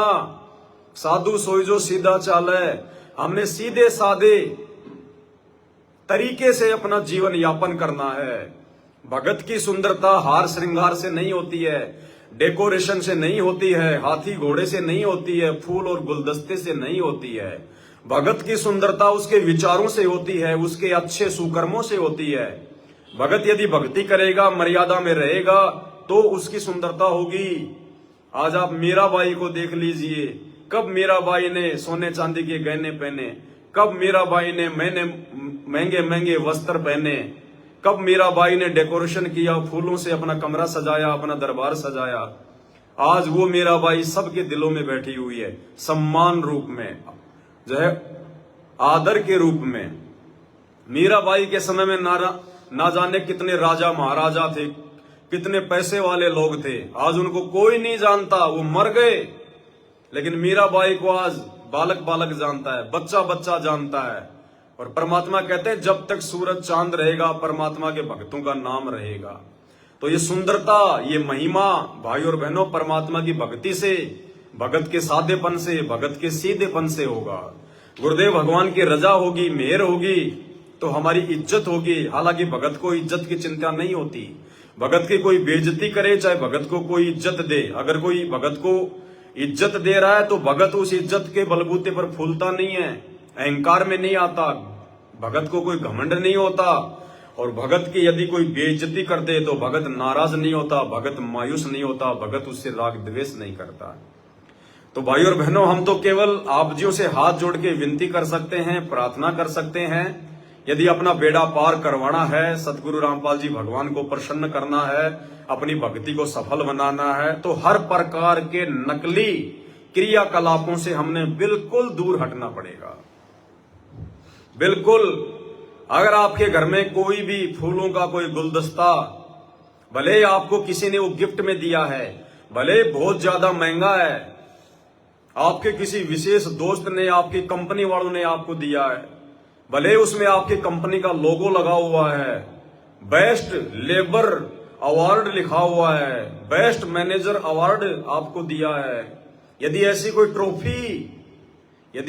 ट्रॉफी भी आपके घर पर, या ऐसा कोई चिन्ह जो कि कंपनियों की तरफ से दिया जाता है, बहुत बड़े बड़े जो संस्थाएं होती हैं उनकी तरफ से दिया जाता है कि इन्होंने हमारी कंपनी के लिए 1 साल में बहुत अच्छा काम किया, इन्होंने हमारी कंपनी को इतना आगे बढ़ाया, इनको बेस्ट मोटिवेशन का अवार्ड दिया जाता है। एक मोटा सा वो पत्थर का वजन, वो लकड़ी का वजन गोल गोल करके, चिकना चकना करके, कंपनी का नाम लिख के उसको ट्रॉफी के रूप में दिया जाता है, सम्मान के रूप में दिया जाता है। भाई और बहनों, यदि हम भगत हैं और सतगुरु रामपाल जी के भगत हैं, भले आप किसी भी कंपनी में काम करते हैं, किसी भी फैक्ट्री में काम करते हैं, उस कंपनी के प्रति आपकी जो जिम्मेदारियां हैं वो आप अपनी पूरी निष्ठा के साथ में निभाइए। लेकिन उस कंपनी की तरफ से जब आपको कोई सम्मान दिया जाए, जब आपको कोई प्रमाण पत्र दिया जाए, जब आपको कोई ट्रॉफी दी जाए, आपको किसी फंक्शन में सम्मानित किया जाए, माला पहनाई जाए, आपने बिल्कुल भी उन चीजों को स्वीकार नहीं करना है। हाथ जोड़ लेने आपने उनको पहले बता देना है कि ये हमारी मर्यादाओं में नहीं है, हमने इस प्रकार का ये मान सम्मान नहीं चाहिए। इस पूरे संसार में, इस पूरी सृष्टि में यदि कोई मान सम्मान का हकदार है, यदि कोई पूजा का हकदार है तो केवल सतगुरु रामपाल जी हैं, दूसरा कोई नहीं है। अपनी स्कूल में, फैक्ट्री में या किसी भी ऐसी संस्था में जहां पे आपको सम्मानित किया जाता है, आपको फूलों की माला पहनाई जाती है, नहीं पहननी, आपके माथे पर तिलक किया जाता है, नहीं लगवाना, क्योंकि ये फूलों की माला पहनना, ये तिलक लगवाना, ये पूजा में आता है। और भगत यदि अपनी पूजा करवाएगा तो उसकी भक्ति कभी भी सफल नहीं हो सकती। तो हमने इन बातों का विशेष तौर पर ध्यान रखना है। कंपनी वाले, फैक्ट्री वाले यदि आपकी मेहनत से प्रसन्न होकर आपको इस प्रकार का मान सम्मान देना चाहें तो उन्हें प्यार प्रेम से मना कर दे कि सर देखो, इसमें मैंने कुछ नहीं किया है, आप मेरे को तनख्वाह दे रहे हो और मुझे आपने जो काम सौंपा है मैं तो ईमानदारी से अपना काम कर रहा हूं, उसमें आपको फायदा है या नुकसान है आप जानो, आपका काम जाने, मुझे ये फालतू के मान सम्मान नहीं चाहिए, मुझे ये इज्जत, ये शोहरत नहीं चाहिए, आप मुझे तनख्वाह दे रहे हैं, मैं अपना काम कर रहा हूं, बस मेरे लिए इतना ही काफी है। तब परमात्मा प्रसन्न होगा भगत का इतना विवेक देख कर। और एक भगत नाम भी ले रखा है, और जैसे होली दिवाली आने को हुई और मन में ये पकवान शुरू हो जाएंगे, मन में सोच शुरू हो जाएगी, अब की बार तो कंपनी वाले 5-5 हजार तो देंगे, अरे अब की बार तो सुना है कंपनी वाले पैंट शर्ट का कपड़ा देंगे, अरे पिछली बार तो इन्होंने 2-2 हजार रुपए और एक जो है प्रेशर कुकर दिया था, अब की बार तो लगता है मोबाइल फोन देंगे। आप भिखारी नहीं हो, आप कोई दलिद्र नहीं हो। यदि आप संत रामपाल जी के भगत हैं और जहां भी आप नौकरी करते हैं, सरकारी, गैर सरकारी, प्राइवेट, मजदूरी, यदि आपके मन में इस प्रकार की जरा से भी भावना किसी भी त्योहार पर इस प्रकार की अपने उस कंपनी के मालिक से है, मन में कोई इच्छा है कि मुझे कोई विशेष कोई जो है वो गिफ्ट दे, मुझे कोई बर्तन दे, मुझे कोई कपड़ा दे, मुझे कोई पैसा दे, भाई आप भगत नहीं हैं। आप अभी अपने गुरुदेव भगवान को प्रसन्न करने के योग्य नहीं हैं। आप तो इस काल के भिखारी हैं, आप तो दारिद्र हैं, आप सेठों के सेठ, सावड़ सा सेठ, संत रामपाल जी सेठ के बच्चे नहीं हैं, आप तो भिखारी हैं। अगर कंपनी वाले दें तो भी हमने स्वीकार नहीं करना है, नहीं करना है, अगर दें तो भी नहीं करना है। और वैसे यदि कोई ले भी लेगा तो वो आपकी मेहनत का पैसा है, उसमें कोई नुकसान भी नहीं है। लेकिन कौन कौन सी चीजें लेनी है, कौन कौन सी चीजें नहीं लेनी है, ये भी हमने समझना होगा। कंपनी यदि आपको किसी भी त्योहार पर यदि आपको नगद पैसा देती है, प्रसन्न होकर कि साहब ये जो है 5-5 हजार रुपए हम अपने जो है मतलब मजदूरों को दे रहे हैं, तो वो पैसा आप जी ले सकते हैं, उसमें दिक्कत नहीं है, क्योंकि वो आपकी मेहनत का है। कंपनी यदि आपको बर्तन दे रही है तो नहीं लेना, हम भिखारी नहीं है। कंपनी यदि आपको कपड़े दे रही है, नहीं लेना, हम भिखारी नहीं है। कंपनी यदि आपको मिठाई का डब्बा दे रही है, नहीं लेना, हम भिखारी नहीं है। कंपनी यदि आपको प्रमोशन देती है तो ये आपकी अपनी मर्जी पर है, आप जी ले भी सकते हैं और नहीं भी ले सकते हैं। यदि आपने अपने सिर में और ज्यादा जो है टेंशन करनी है, अपनी मेहनत को अपने और ज्यादा बढ़ाना है, तो आप जी क्योंकि फिलहाल तो आप जी सुपरवाइजर है, कल को कंपनी आपको मैनेजर बनाएगी, तो मैनेजर बनोगे तो आपकी जिम्मेदारी बढ़ेगी, ज्यादा समय आपको लोगों की देखभाल में, कंपनी के कागजों में देना पड़ेगा। आपका ज्यादा से ज्यादा समय फालतू की चीजों में वेस्ट होगा, बर्बाद होगा, लोगों से बातचीत करने में बर्बाद होगा। तो यदि आपको अपना समय बर्बाद करना है, अपनी मेहनत बढ़ानी है, तो आप जी कंपनी में प्रमोशन भी ले लेना, कोई दिक्कत नहीं है। और ये आपको लगता है कि मेरा गुजारा बहुत बढ़िया हो रहा है, मुझे ज्यादा ऊपर नहीं बढ़ना है, ज्यादा ऊपर बढ़ूंगा मेरी भक्ति कम होगी, हो सकता है मेरी कोई मर्यादा भी टूट जाए, मैनेजर बन के फिर मुझे बहुत सारे लोगों को पता नहीं मुझे क्या क्या देना पड़ेगा, क्या क्या लेना पड़ेगा, तो आप जी को प्रमोशन भी लेने की जरूरत नहीं है, इंक्रीमेंट भी लेने की जरूरत नहीं है। ये आपकी अपनी इच्छा के ऊपर निर्भर है, आपके अपने विवेक और बुद्धि के ऊपर निर्भर करता है। तो कौन सी चीजें लेनी है, कौन सी चीजें नहीं लेनी है, ये भी हमने बहुत सोच समझकर इन चीजों का ध्यान रखना है। तो हमने किसी भी प्रकार की नकली चीजों को अपने घर में सजाकर नहीं रखना है। हमारे घर की शोभा हमारे गुरुदेव भगवान की फोटों से है, हमारे गुरुदेव भगवान की मूर्ति से है, हमारे गुरुदेव भगवान की भक्ति से है, भगत के सादेपन से है। वो हाथी, घोड़े, बंदर, फूल, गुलदस्ते, वो ट्रॉफी, वो मेडल बहुत सारे लोग अपनी दीवारों पर टांग के रखेंगे कि बाहर का कोई व्यक्ति आके देखेगा, अरे वाह तुम्हें तो राष्ट्रपति अवार्ड मिला हुआ है, अरे वाह तुम तो राष्ट्रपति गोविंद नाथ के साथ में फोटो खिंचवा रखी है। भाई और बहनों, इस भक्ति मार्ग में परमात्मा कहते हैं कदम कदम पर नियम है, कदम कदम पर। केवल वही नियम नहीं है जो गुरुदेव ने हमारे को एक फार्म पर लिखकर दे दिए, या 11 सूत्रीय नियम, 21 सूत्रीय नियम ज्ञान गंगा में लिखकर दे दिए, या सतनाम के समय 34 नियम दे दिए, खाली उतने ही पर्याप्त नहीं हैं। जब आप सत्संग सुनेंगे, कदम कदम पर नियम है, एक कॉमन सेंस देगा आपको भगवान उन नियमों को समझने की, उनको फॉलो करने की। कदम कदम पर नियम है। ये काल कदम कदम पर चाल चलता है मर्यादा तोड़वाने के लिए, तो परमात्मा ने भी ज्ञान इसीलिए दिया है कि कदम कदम पर नियम है भक्ति मार्ग में। जब तुम सत्संग सुनते चले जाओगे, तो बहुत सारे भाई बहन जो आर्मी से रिटायरमेंट होके आते हैं, जो फौज की नौकरी करके आते हैं और नाम भी ले रखा है, उनकी भक्तमती ने भी नाम ले रखा है, अब वो क्या करेगा? बहुत सारे भाई बहन तो फौज से बंदूक का लाइसेंस लेके आएंगे, साथ में वहां से एक जो है बंदूक भी लेके आएंगे, या कोई जो है वो तलवार लेके आएगा, ढाल लेके आएगा। बहुत सारी फोटोएं उस समय की अपने लेफ्टिनेंट के साथ में, अपने जो भी उनकी जो रैंक होती है बड़ी बड़ी, उन लोगों के साथ में जो ग्रुप फोटो होती है उनकी साथियों की, कि जब मैं फौज में लगा था और जब मैं फौज में मैं ट्रेनिंग करता था, तो देखो इस फोटो में ये जितने भी लोग हैं जिन्होंने सफेद सफेद टी शर्ट पहन रखी है, खाकी खाकी पैंट पहन रखी है, ये सभी मेरे बैच वाले हैं, मेरे साथी हैं। और जो बीच में खड़ा हुआ है ये हमारा लेफ्टिनेंट है, ये हमारा मैनेजर है, ये हमारा गवर्नर है, ये हमारा कर्नल और जनरल है। ये देखो पहले मैं इतना हट्टा कट्टा था, मेरी बॉडी मेरे डोले सोले, मैं पहले ऐसे सुबह सुबह 4 बजे उठ के दौड़ता था। ये देखो मेरी उस समय जब मैं एक्सरसाइज करता था, मैं पीटी करता था। अगर आप भगत बन गए हैं संत रामपाल जी के, तो आपके घर में, आपके चौबारे में, आपके घर की दीवारों पर यदि आपने वो बंदूक टांग रखी है, यदि आपने उस प्रकार की कोई फोटोएं टांग रखी हैं, यदि आपने वो तलवार और ढाल टांग रखी हैं, उनको हटा देना और कोशिश करो उन फोटोओं को अपने घर से निकाल दो, उन फोटोओं को फाड़ के फेंक दो, उन फोटोओं को जला दो, उस बंदूक को तोड़ दो। वो बंदूक है, अगर कभी तुम्हारी मर्यादा टूट गई निकट भविष्य में, और कभी यदि वो काल की प्रेरणा हो गई, तो भाई वो बंदूक है, वो फूल नहीं बरसाएगी, वो जब भी चलेगी किसी का नुकसान करेगी। परमात्मा ने क्या बताया हमारे को एक सत्संग में, मध्य प्रदेश के 2 भगत परमात्मा से नाम दीक्षा लेकर गए, पूरा परिवार उपदेश लेकर गया।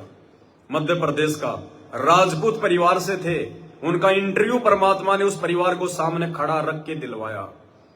नाम लेकर चले गए, घर पर जाकर दोनों भाइयों का जमीन को लेकर झगड़ा हो गया। एक भाई के पास में तो 12 बोल की बंदूक, एक के पास में पता नहीं 8 बोल की बंदूक है। बड़े भाई ने छोटे भाई के ऊपर 12 बोल की बंदूक से हमला कर दिया। उसी समय सतगुरु रामपाल जी भगवान ने तुरंत वहां प्रकट होकर वो गोली अपने हाथ में पकड़ ली। बड़े भाई को ये सब कुछ दिखाई दे गया, छोटे को दिखाई नहीं दिया कि संत रामपाल जी ने जो गोली तेरी तरफ आ रही थी उसको पकड़ लिया। उस बड़े भाई को जिसने गोली चलाई थी राघवेंद्र ने, उसको दिखाई दे गए सतगुरु रामपाल जी अपने हाथ में वो गोली जो है वो लेते हुए। बड़ा भाई तो दौड़ लिया वहां से और जाके गांव में कोई दूसरा भगत था उसको बताया कि भाई मेरे साथ तो ऐसा ऐसा हुआ, हमारा जो जमीन का झगड़ा चल रहा है, मैंने छोटे भाई पर जो है वो गोली मारी, तो भाई बीच में सतगुरु रामपाल जी भगवान आकर उन्होंने गोली पकड़ ली। और मुझे डर इस बात का है कि छोटे भाई के पास में भी मेरे से बड़ी बंदूक है और अब वो मुझे जान से मारेगा, मुझे छोड़ेगा नहीं। इस डर से वो भाग गया वहां से। लेकिन उनका जो है बीच बचाव उनका जो है करवाया गया। जब उस भगत को इस बात का मालूम पड़ा कि मुझे मेरे गुरुजी ने बचा लिया है तो मैं क्यों मारूं उसको, फिर बाद में वो पूरा परिवार सतगुरु रामपाल जी भगवान के सत्संग सुनने के लिए सतलोक आश्रम बरवाला में आया। उस समय उन्होंने माफी मांगी, अपनी जो गलतियां थी उन्होंने वो सुधारी और वापस जाके अपनी भक्ति पर लगे। तो भाई और बहनों, भले हम भगत हैं लेकिन मर्यादा अगर टूट गई तो वो बंदूक जिंदगी में फूल नहीं बरसाएगी, वो नुकसान ही करेगी। वो एक मान बढ़ाई का सूचक है। जब तक आपके घर में वो बंदूक रहेगी, आपके घर पर वो बंदूक रहेगी, जब तक आपके घर में वो फोटोएं रहेंगी, वो फोटोएं चाहे आपकी आर्मी की हो, चाहे आपकी वो पुलिस के समय की हो, वो फोटोएं चाहे आप बहुत बड़े कोई पहलवान थे आपकी पहलवानी की हो, वो फोटोएं चाहे आपके छोटे छोटे बच्चों की हो, वो फोटोएं चाहे आपकी शादी का कोई एल्बम हो, जब तक आपके घर में रहेगा आपके लिए वो काल है, काल।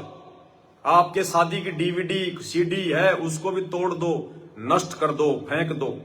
कभी न कभी काल मन में प्रेरणा करेगा, चलो यार आज तो अपने बच्चों की फोटोएं देख लेते हैं। और जब हम अपने उन बच्चों की फोटोएं देखेंगे जो बचपन में छोटे छोटे थे, उन बच्चों को देखकर ये काल का बहुत बड़ा जाल है, अंदर से मोह ममता उमड़ेगी, मोह व्याप्त होगा, काल अपनी जगह बनाएगा।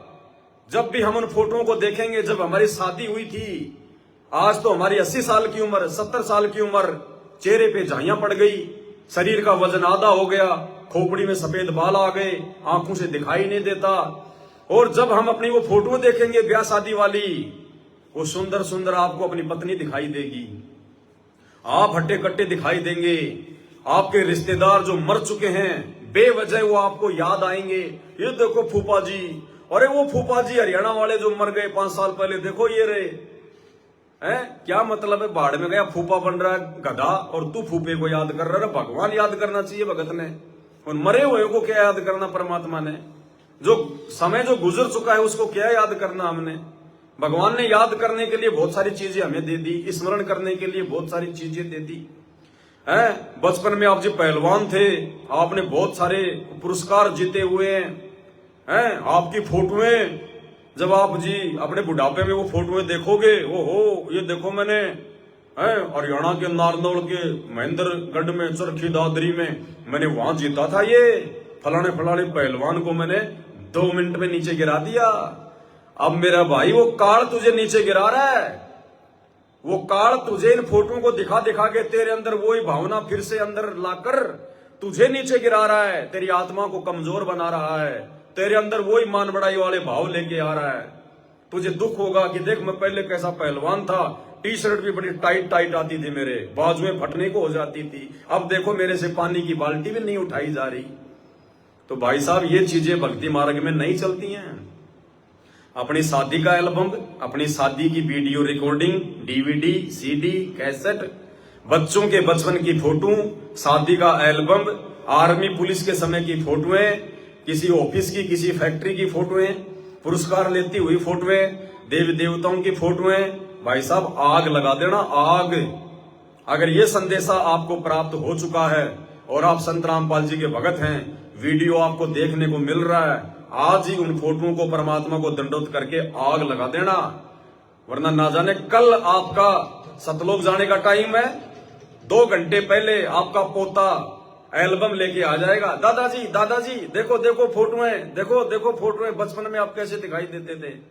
काल ठग लेगा वहीं पे। जहां आशा तहां बासा होई, मन कर्म वचन सुमरियो सोई। तो भाई और बहनों, हर प्रकार की छोटी से छोटी कमजोरी को भी अब हमने जगह नहीं देनी है, ना अपने घर में ना अपने घट में। ये परमात्मा ने इतना हमारे को अजब और गजब का ज्ञान दे दिया।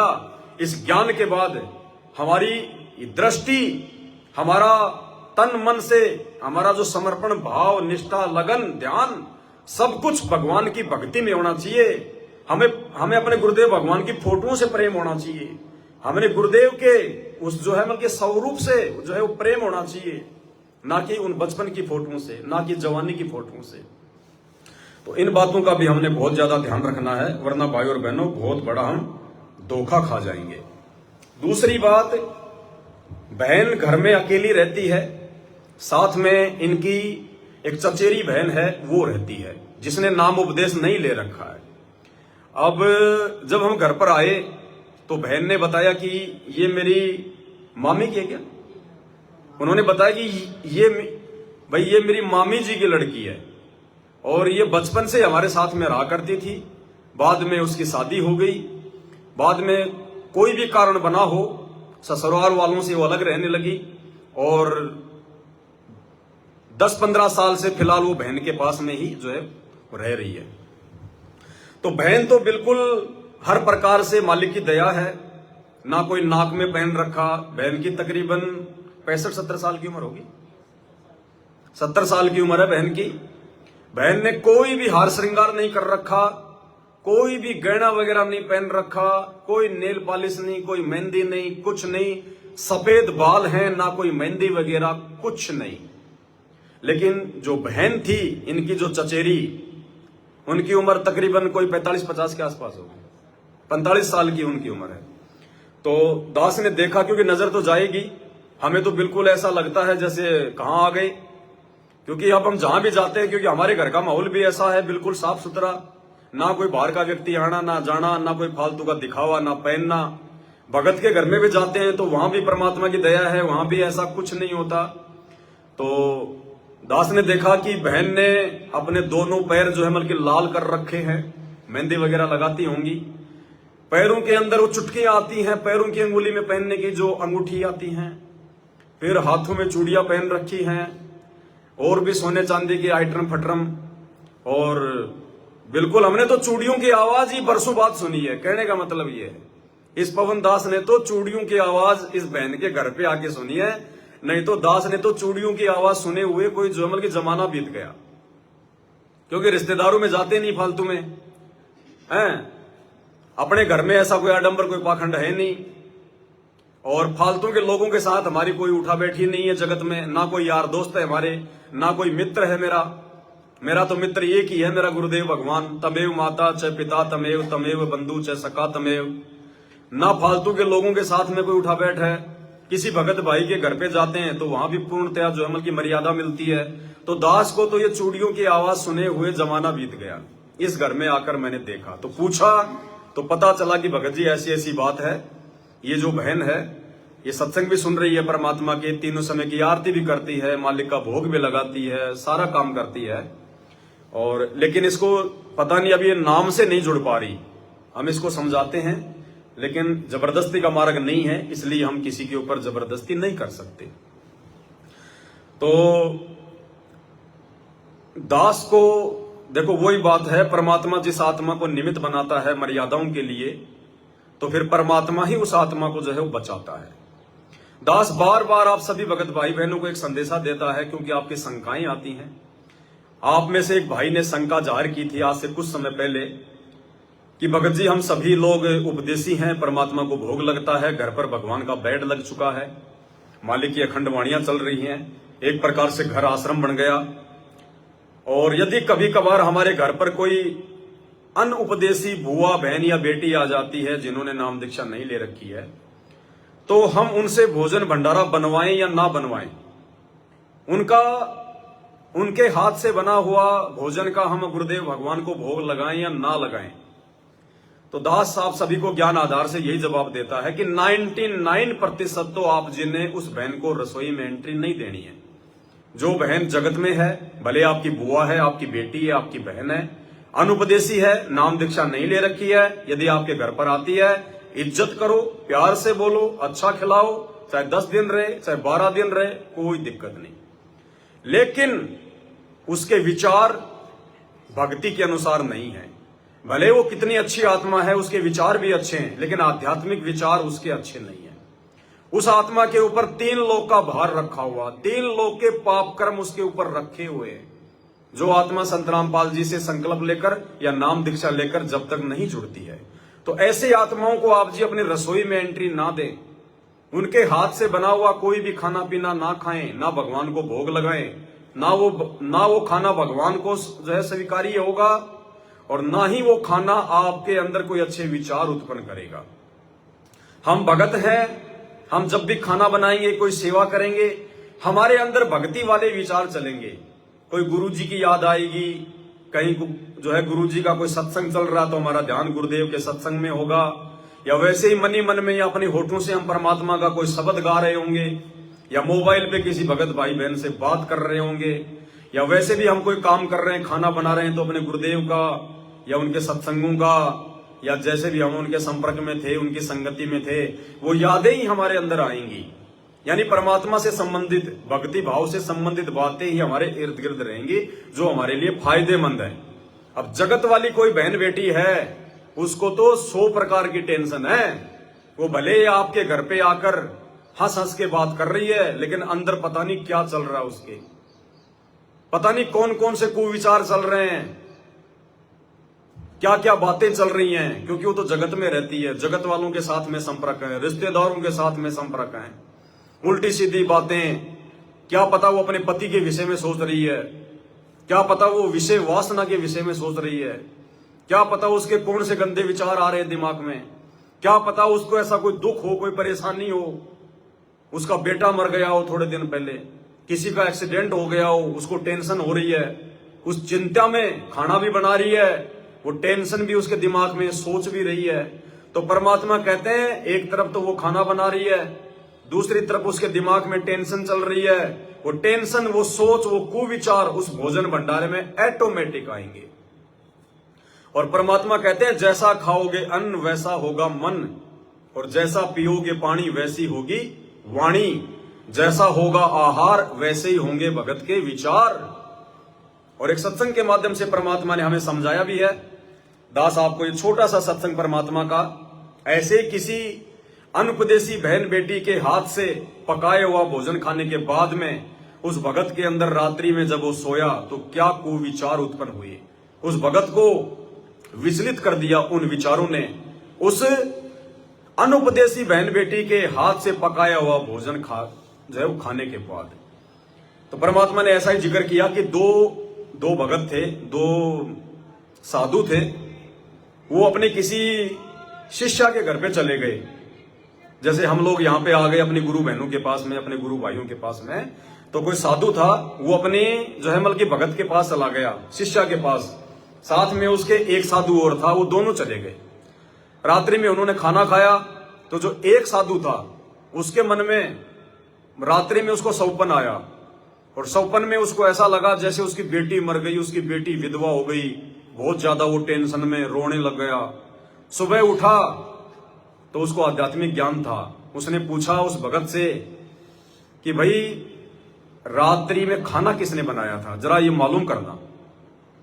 तो मालूम किया तो पता चला कि उस बहन के घर पर उसकी कोई रिश्तेदार आई हुई थी और उसने खाना बनाया था। तो उस साधु ने कहा कि भाई इस बहन को कोई दिक्कत है क्या, इसको कोई तकलीफ है क्या? उसने कहा जी वैसे तो कोई दिक्कत नहीं है, लेकिन थोड़े दिन पहले इसकी बेटी विधवा हो गई और बेचारी रात दिन उसी की चिंता में रहती है। हाय क्या होगा मेरी बेटी का, क्या होगा मेरी बेटी के बच्चों का, कैसे अपना जीवन जिएगी, पहाड़ जैसा दुख है उसके ऊपर। ये सोचती सोचती वो खाना बना रही थी, वो गुण वो विचार उस खाने में आ गए और उस संत ने खाया तो संत को भी जो है प्रभावित कर दिया। तो भाई और बहनों, एक छोटा सा सत्संग परमात्मा का पहले हम सुन लें। परमात्मा कबीर जी के भक्त थे, वो कहीं किसी अन्य पहुंच गए, किसी कोई भगतमती बहन थी यानी कोई सेविका थी, उसके वहां चले गए। परमात्मा के जाने के बाद ये अपने आप मनमुखी संत भी बन जाते हैं, लेकिन भक्ति करने से थोड़ी बहुत उनके अंदर वो साधु गुण अवश्य आ जाते हैं। उनसे आगे लाभ नहीं ना होता, लेकिन वो आध्यात्मिक मार्ग से परिचित अवश्य होते हैं। तो इस प्रकार का एक संत किसी अपनी सेविका के घर चला गया और गुरु जी आगे की सेवा श्रद्धालु खूब करते हैं। और उनके घर, उस बहन के घर, जिसके घर वो गया था वो संत, उसके घर उसकी बहन आई हुई थी, उस लड़की की बहन, और उसकी इकलौती पुत्री थी, वो विधवा हो गई थी 1 महीना पहले। और उस लड़की ने, संत भक्त आए हुए थे, उसने भोजन बना दिया। उसकी बहन ने कहा बहन तू बना दे, मुझे कुछ और काम है और सेवा करती हूँ। तो उस बहन ने वो भोजन बनाया, साधु संत ने खाया। सुबह उठ के उसको सारी रात सपने आए, मेरी बेटी विधवा होगी, हे भगवान क्या होगा, मेरी बेटी विधवा होगी, इसके तो बालक भी छोटे छोटे हैं, अब इसका क्या हाल होगा। आगे दूसरा पति, उसका भाई भी नहीं था पति का, पटेऊ का, अब इसका क्या रहा होगा, यानी इतनी चिंतित थी। तो सुबह उठ के उस संत ने कहा अपनी शिष्या से, बहन आज ये हमारा भोजन किसने बनाया था, ये कल रात का जो भोजन था ये किसने बनाया था। तो उसने बताया जी मेरी बहन आई हुई है, उसने बनाया था। अच्छा, क्या कोई आपत्ति है उसके ऊपर, कोई दुख है उसको? कहा महाराज जी गढ़ा दुख उसका, तो नाम तो उसने नहीं रखा। उसकी एक बेटी थी और वो विवाह करा था, 2 बालक छोटे छोटे, उसके पति की मृत्यु होगी, विधवा होगी बेटी, यह बहुत दुखी है। तो पुण्यात्माओं, अब उसके द्वारा बनाए गए वो सोच विचार जो उसके थे उस अन्न में पहुंचे, और उस अन्न को खाने से उस संत भी डिस्टर्ब हो गया। और इसी प्रकार आप इस भक्ति जैसे बहन बेटियां हैं, अब क्या करती हैं, मोबाइल पर मान चला दिए और बहुत से सिस्टम ऐसे चल गए हैं। ये इतना सहज मार्ग है पुण्यात्माओं, जैसे आरती करते हो, सुबह का नित्यनेम भी करते हैं, क्योंकि इसमें मानसिक काम नहीं है। जैसे खाना बनाना रूटीन है। अब जैसे गाड़ी चलाते हैं, अब उसमें मानसिक काम गढ़ा नहीं होता, अभ्यास हो जाता है इनका अपने हाथों का अपने आप ही।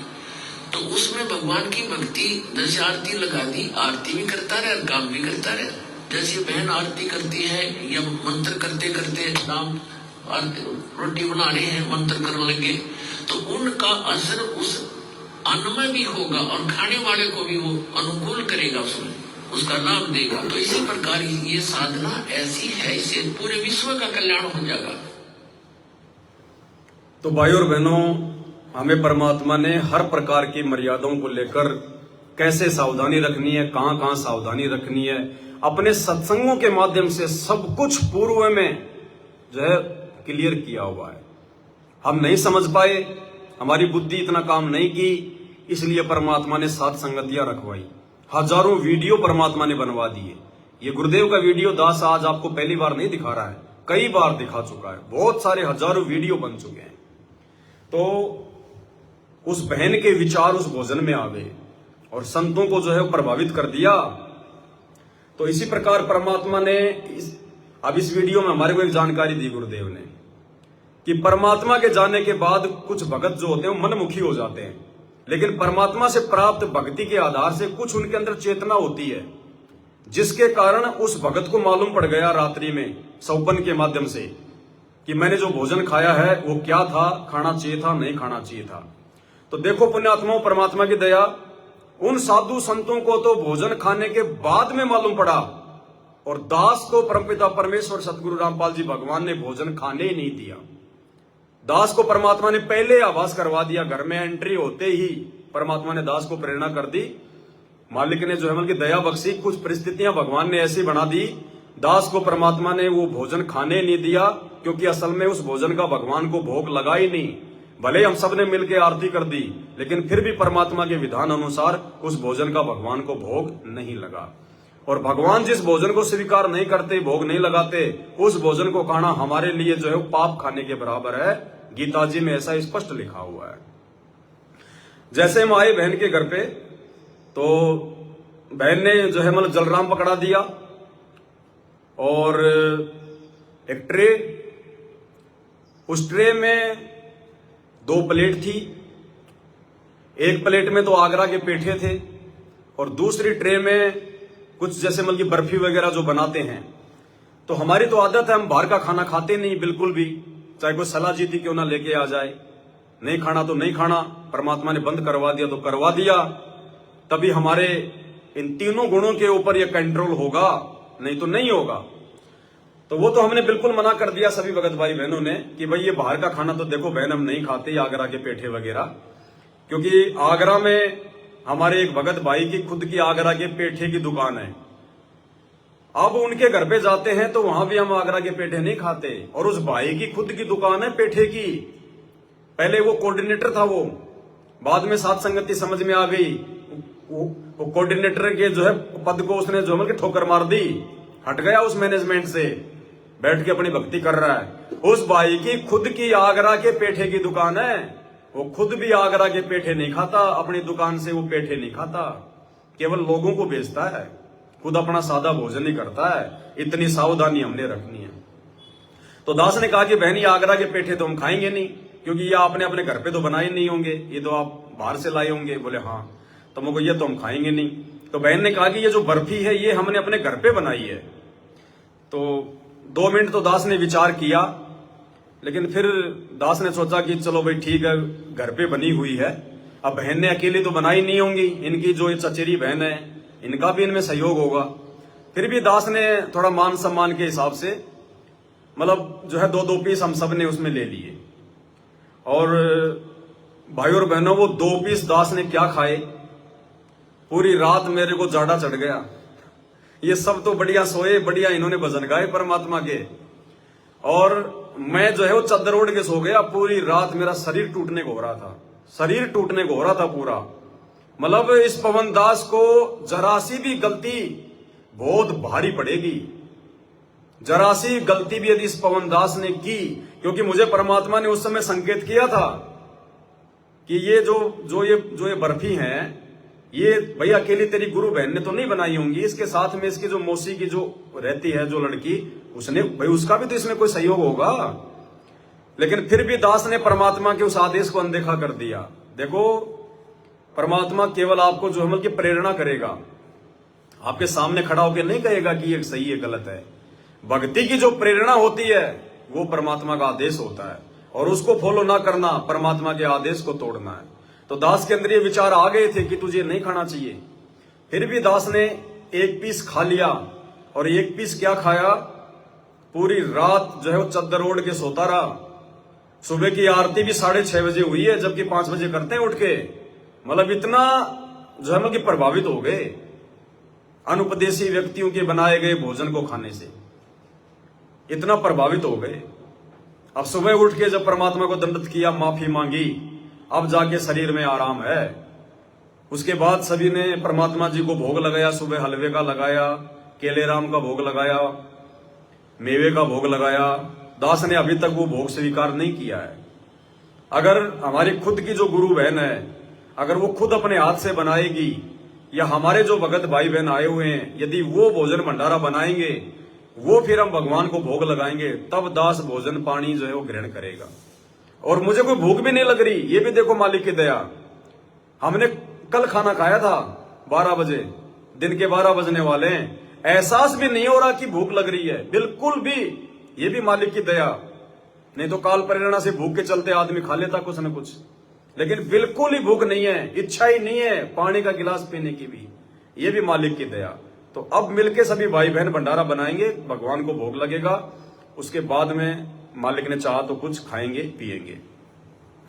अब बहन जो यहां रह रही है, अब बहन के मन में ये विचार आएंगे कि भाई मेरे पास तो ये रह रही है, काफी समय से रह रही है, इसकी भी बेचारी की जो है मजबूरी है, इसके पति ने इसको छोड़ा हुआ है, इसको भी मैं कहीं बाहर नहीं निकाल सकती, तो अब मैं क्या करूं। तो बहन जी देखो, मजबूरी की बात अलग है, यदि हमारे हाथ पैर काम ना करें तो एक बात अलग है, लेकिन भोजन भंडारे को लेकर तो हमने खुद ही थोड़ी बहुत मेहनत करनी पड़ेगी। कोशिश करो आप खुद ही परमात्मा का भोजन बनाओ, आप खुद ही अपने लिए भंडारा बनाओ। कोशिश करो वो बहन अपना भंडारा जो है वो अलग से बनाए। हाँ, बाकी जो सामान है, जैसे बहन के कोई जो है वो कपड़े धोने, घर में झाड़ू पोछा करना, उसमें वो बहन सहयोग जो है वो दे सकती है, उसमें दिक्कत नहीं है। लेकिन जो चीज डायरेक्ट हमारे को जो मतलब प्रभावित करेगी, जैसे ये खाना पीना होता है, डायरेक्ट हमारे को प्रभावित करता है क्योंकि हमारे अंदर जाता है, वो चीजों से हमने बचना है। तो कोशिश करो बहन, जब तक आपके हाथ पैर काम कर रहे हैं, आप खुद ही भगवान का भोग बनाओ, खुद ही आप अपना भंडारा बनाओ और मालिक को भोग लगाओ, उसके बाद खाओ। जिस दिन आपको लगे कि मेरे हाथ पैर काम नहीं कर रहे, उसके बाद आपकी मजबूरी होगी, उस समय फिर आपको दोष नहीं है। और उस बहन को भी समझाओ, थोड़ा सा उसको प्यार प्रेम से समझाओ, क्योंकि देखो एक तो होती है मजबूरी, जैसे आप किसी के घर में रह रहे हैं, तो आप तो किसी के घर में रह रहे हैं, तो आप तो दबाव में रह सकते हैं, आप तो मजबूरी में रह सकते हैं, लेकिन आपके घर में कोई रह रहा है तो आप उनको समझाओ फिर, क्योंकि आपकी मजबूरी नहीं है। उस बहन ने जो हार श्रृंगार वगैरह जो किया हुआ है, सारा सब कुछ, नेल पॉलिश वगैरह टोटली जो होता है सब कुछ किया हुआ उन्होंने, जबकि उसके पति ने छोड़ा हुआ है, फिर काहे का हार श्रृंगार। उनको तो समझ में आ जानी चाहिए ये बातें कि तेरा जीवन तो जो मतलब कि नरक बना दिया। तू जो पूजा पाठ जो कर रही थी, जो बचपन से वो पूजा पाठ वो करते करते भी, वो पंडितों ने तुझे 7 फेरे दिलवाए थे, देवताओं की सौगंध खिलवाई थी, तेरे पति ने कहा था 7 फेरे ले रहा हूं, 7 जन्म तक तेरा पीछा नहीं छोड़ूंगा, एक जन्म भी नहीं निभाया। तो क्या दिया उन देवी देवताओं ने, उन भगवानों ने, उन पत्थरों ने। तो उस बहन को तो ज्ञान आधार से सब कुछ तोड़ देना चाहिए, फोड़ देना चाहिए। जब तेरे सुहाग ने तेरे को छोड़ दिया, तो तू कौन सी निशानियां पहन रही है, तू किसको दिखा रही है। जब तेरा पति नहीं देखना चाहता तेरे को, तो तेरे हार श्रृंगार को तू पहन के और किसको दिखाना चाहती है। तो ये अज्ञानता है, मूर्खता है। तो बहन को समझाना चाहिए, मानती है तो ठीक है, नहीं तो आगे का क्या डिसीजन है वो तो बहन ने स्वयं लेना है, हम उनके ऊपर ज्यादा दबाव नहीं दे सकते। ये बहन की अपनी भक्ति का मामला है, क्योंकि जिस घर में पाठ प्रकाश शुरू हो जाता है, जिस घर में परमात्मा स्वयं विराजमान हो जाते हैं, उस घर में फिर ये हार श्रृंगार वगैरह के लिए जगह नहीं होती है बिल्कुल भी। क्योंकि देखो फिर हमारा घर आश्रम बन गया, अब हम किसी आश्रम में जाएं, अपने गुरुदेव भगवान के आश्रम में, तो कोई सोना चांदी पहन के जाता है, कोई नेल पॉलिश लगा के जाता है, कोई फालतू की मेहंदी वेंदी आडंबर करके जाता है। जाने वाला भी अगर उसको विवेक है तो वो शर्माएगा कि जहां मैं जा रहा हूं वो कोई मेरे रिश्तेदार का घर नहीं है, वो आश्रम है। और आश्रम का मतलब मंदिर, मंदिर में कोई गलत काम नहीं, कोई पाखंड, कोई आडंबर नहीं। तो इस प्रकार से भाई और बहनों, भगत का घर, जिस घर में पाठ प्रकाश की वाणियां चलने लग जाती, वो आश्रम बन जाता है, और आश्रम के हिसाब से फिर हमने रहना होता है, अगर परमात्मा की पूर्णतया अगर आपको लाभ चाहिए तो। बाकी तो मालिक कहते हैं, जिन हरि जैसा सुमरिया ताको तैसा लाभ, ओसा प्यास न भाग ही जब लग दसे नहीं आब। पानी की ओस की बूंदे चाटने से प्यास नहीं बुझेगी, गटागट गिलास पे गिलास पीने पड़ेंगे। तो परमात्मा की पूर्ण मर्यादाओं में रहकर ही हम जो है परमेश्वर जी को प्रसन्न जो है वो कर सकते हैं। और भी बहुत सारी बातें हैं। ये फेसबुक पे दास कुछ देख रहा था, एक फोटो आई है मेरे सामने, ये देखिएगा। ये जीने की राह एक पुस्तक है जो हमारी गुरु बहन है, कोई ये सतलोक आश्रम मैनेजमेंट हरियाणा से जुड़ी हुई है।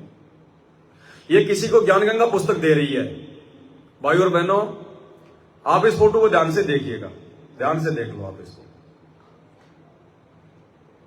एक तो हमारी गुरु बहन है और एक ये जगत वाली बहन है।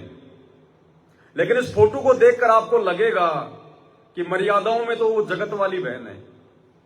संत रामपाल जी की जो शिष्या है वो मर्यादाओं में नहीं है। इसके अंदर एक भगत के लक्षण नहीं दिखाई दे रहे, भगत के लक्षण फिर भी जगत वाले में दिखाई दे रहे हैं। संत रामपाल जी की शिष्या को देखिए, सर के बाल मां दुर्गा की तरह फैला रखे, खुले हुए हैं। इसने सर के बाल नहीं बांध रखे, फैले हुए हैं। क्या दिखाना चाह रहे हो भाई? किसको दिखाना चाह रहे हो भाई? क्या साबित करना चाह रहे हो? जगत वाली बहन ने अपने बालों को व्यवस्थित कर रखा है, बांध रखा है। लेकिन संत रामपाल जी की शिष्या जो ज्ञान प्रचार कर रही है, जो ज्ञान समझा रही है, अरे अभी तो आपने ज्ञान समझने की जरूरत है। आपके सामने जो जगत वाली बहन है, जिसने लाल लाल ये चुंदरी पहन रखी है, उसने अपने बालों को ठीक कर रखा है, और तुम क्या कर रखी हो? अपने बालों को फैला रखा है। ये संत रामपाल जी की शिष्याओं के लक्षण नहीं है। भले आपने नाम उपदेश ले लिया, लेकिन असल में आप संत रामपाल जी की शिष्या नहीं हो। आप अपने बालों को देखिए, अपनी हालत को देखिएगा। जगत वाली बहन को देखिएगा। जगत वाली बहन ने जो कपड़े पहन रखे, ढीले ढाले पहन रखे हैं, सभ्य कपड़े पहन रखे हैं। लेकिन हमारी जो गुरु बहन है, जो सतलोक आश्रम से जुड़ी हुई है, आप इसका ये कुर्ता देखिएगा। आप कुर्ता देखिए कितना टाइट है। शरीर के जो अंग हैं वो जयमल के उभरे हुए दिखाई दे रहे हैं। परमात्मा ने कहा कि ढीले ढाले कपड़े पहनो, सादे कपड़े पहनो। जगत वाली बहन को देखिए, उसकी जो ये चुनरी है उसके हाथों के नीचे तक है। हमारी बहन को देखिए, इसकी जो बाजुएं हैं ऊपर तक चढ़ी हुई हैं। जबकि संत रामपाल जी का आदेश है, माता बहनें जो कपड़े पहने, जो ब्लाउज वगैरह पहने, उनकी जो ये आस्तीन होती है, जो बाजू होती है, वो कोहनी के नीचे तक होनी चाहिए, और ढीले ढाले होने चाहिए, टाइट नहीं होने चाहिए ब्लाउज वगैरह, कुर्ते वगैरह। देखिए बहन का ये देखिए बाजू सलमान खान की तरह कहां चढ़ा रखा है। ये भक्तों को शोभा नहीं देता। बहन का जो कुर्ता है वो देखिए छोटा सा है, छोटा सा कुर्ता, वो कमर तक आ रहा है, और टाइट कितना है आप देख लीजिएगा। तो ये भक्तों के लक्षण नहीं है। भाई और बहनों, बहुत कमियां हैं। हम जगत को तो ज्ञान समझा रहे हैं, ज्ञान गंगा देकर, और खुद देखिए ये जगत वाली तो लग रही है कि भगत है, और ये भगत लग रही है ये जगत वाली है। बिल्कुल उल्टा हो रहा है काम। तो साथ संगत से जुड़े हुए भाई बहनों ने हर प्रकार से मर्यादित रहकर अपने गुरुदेव भगवान को प्रसन्न करना है। हमने ना समाज को देखकर चलना, ना रिश्तेदारों को देखकर चलना, ना कोई जगत को देखकर चलना, ना हमने अपने ही उन भगत भाई बहनों को देखकर चलना जो गुरुजी के वचनों के जयमल की विरुद्ध चल रहे हैं। गुरुजी के ज्ञान को अच्छे से ना समझ पाने के चलते भेड़ चाल में चल रहे हैं, देखा देखी में चल रहे हैं। वो हमारे लिए दुश्मन है, वो हमारे गुरु बहन भाई नहीं है। यहां भगवान के अलावा भगत का कोई नहीं है, गुरु के अलावा भगत का कोई नहीं है, ध्यान रखना। इसलिए अपनी सावधानी स्वयं रखो, किसी और की देखा देखी ना चलो, किसी के पीछे ना चलो कि वो बहुत अच्छा भगत है, बहुत अच्छी बहन है। कुछ नहीं है, 2 मिनट में अपना रंग दिखा देगी, दिखा देगा, पता भी नहीं चलेगा। इसलिए भक्ति मार्ग में केवल अपने गुरु को आधार बनाकर, अपने गुरु जी के ज्ञान को आधार बनाकर ही सफल हुआ जा सकता है। आपस में भक्तों की देखा देखी चलकर हम नीचे गिरेंगे, आगे नहीं बढ़ सकते। तो भाई और बहनों, अब साध संगति के समापन में परमपिता परमेश्वर जी का एक शब्द है, सभी भाई बहन मिलकर गाएंगे। और इस शब्द में यही समझाया गया है कि सत्संग मोक्ष की धारा, कोई समझे राम का प्यारा। राम का प्यारा मतलब उस कबीर परमात्मा सतगुरु रामपाल जी का जो विशेष, जो कृपा पात्र होगा, वही समझ पाएगा उनके सत्संगों को, उनके नियमों को, उनकी मर्यादाओं को। बाकी लोग ढोंग करेंगे, दिखावा करेंगे, ड्रामा करेंगे। और किन किन आत्माओं ने परमात्मा के सत्संगों को समझा, और किन किन आत्माओं ने परमात्मा मिलने के बाद भी उनकी बातों पर ध्यान नहीं दिया। तो चलिए छोटा सा शब्द है, सभी भाई बहन मिलके गाएंगे। सत्संग मोक्ष की धारा, कोई समझ राम का प्यारा है। सत्संग की धारा, कोई समझ राम का प्यारा है। सत्संग मोक्ष की धारा, कोई समझ राम का। उनको बोलो ना नीचे से, सच्चाई भगत जी, नीचे वालों को बोलो ना, नीचे क्या करेगा है? वो बाद में बना लेंगे प्रसाद, पहले ऊपर आ जाओ। ये शब्द गा लेते फिर साथ संगति समापन है, फिर कोई बात नहीं।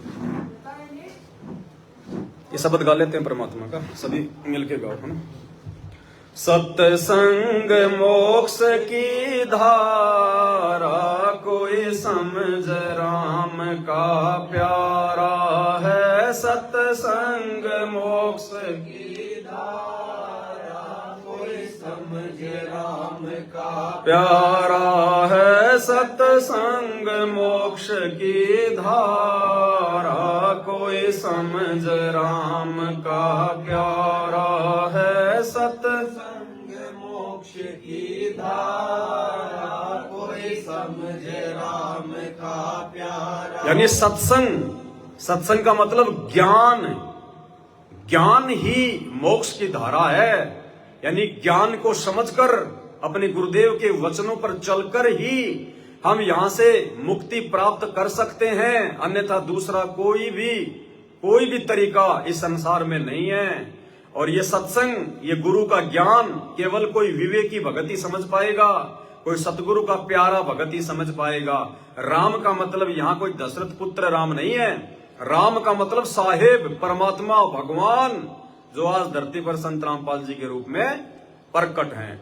सत्संग मोक्ष की धारा, कोई समझ राम का प्यारा है। सत्संग मोक्ष की धारा, कोई समझ राम का प्यारा। सत्संग समझी मीराबाई, करी सतनाम की कमाई। सत्संग समझी मीराबाई, करी सतनाम की कमाई। गुरु रविदास की शरणा आई, तब पाया मोक्ष द्वारा है। सत्संग मोक्ष की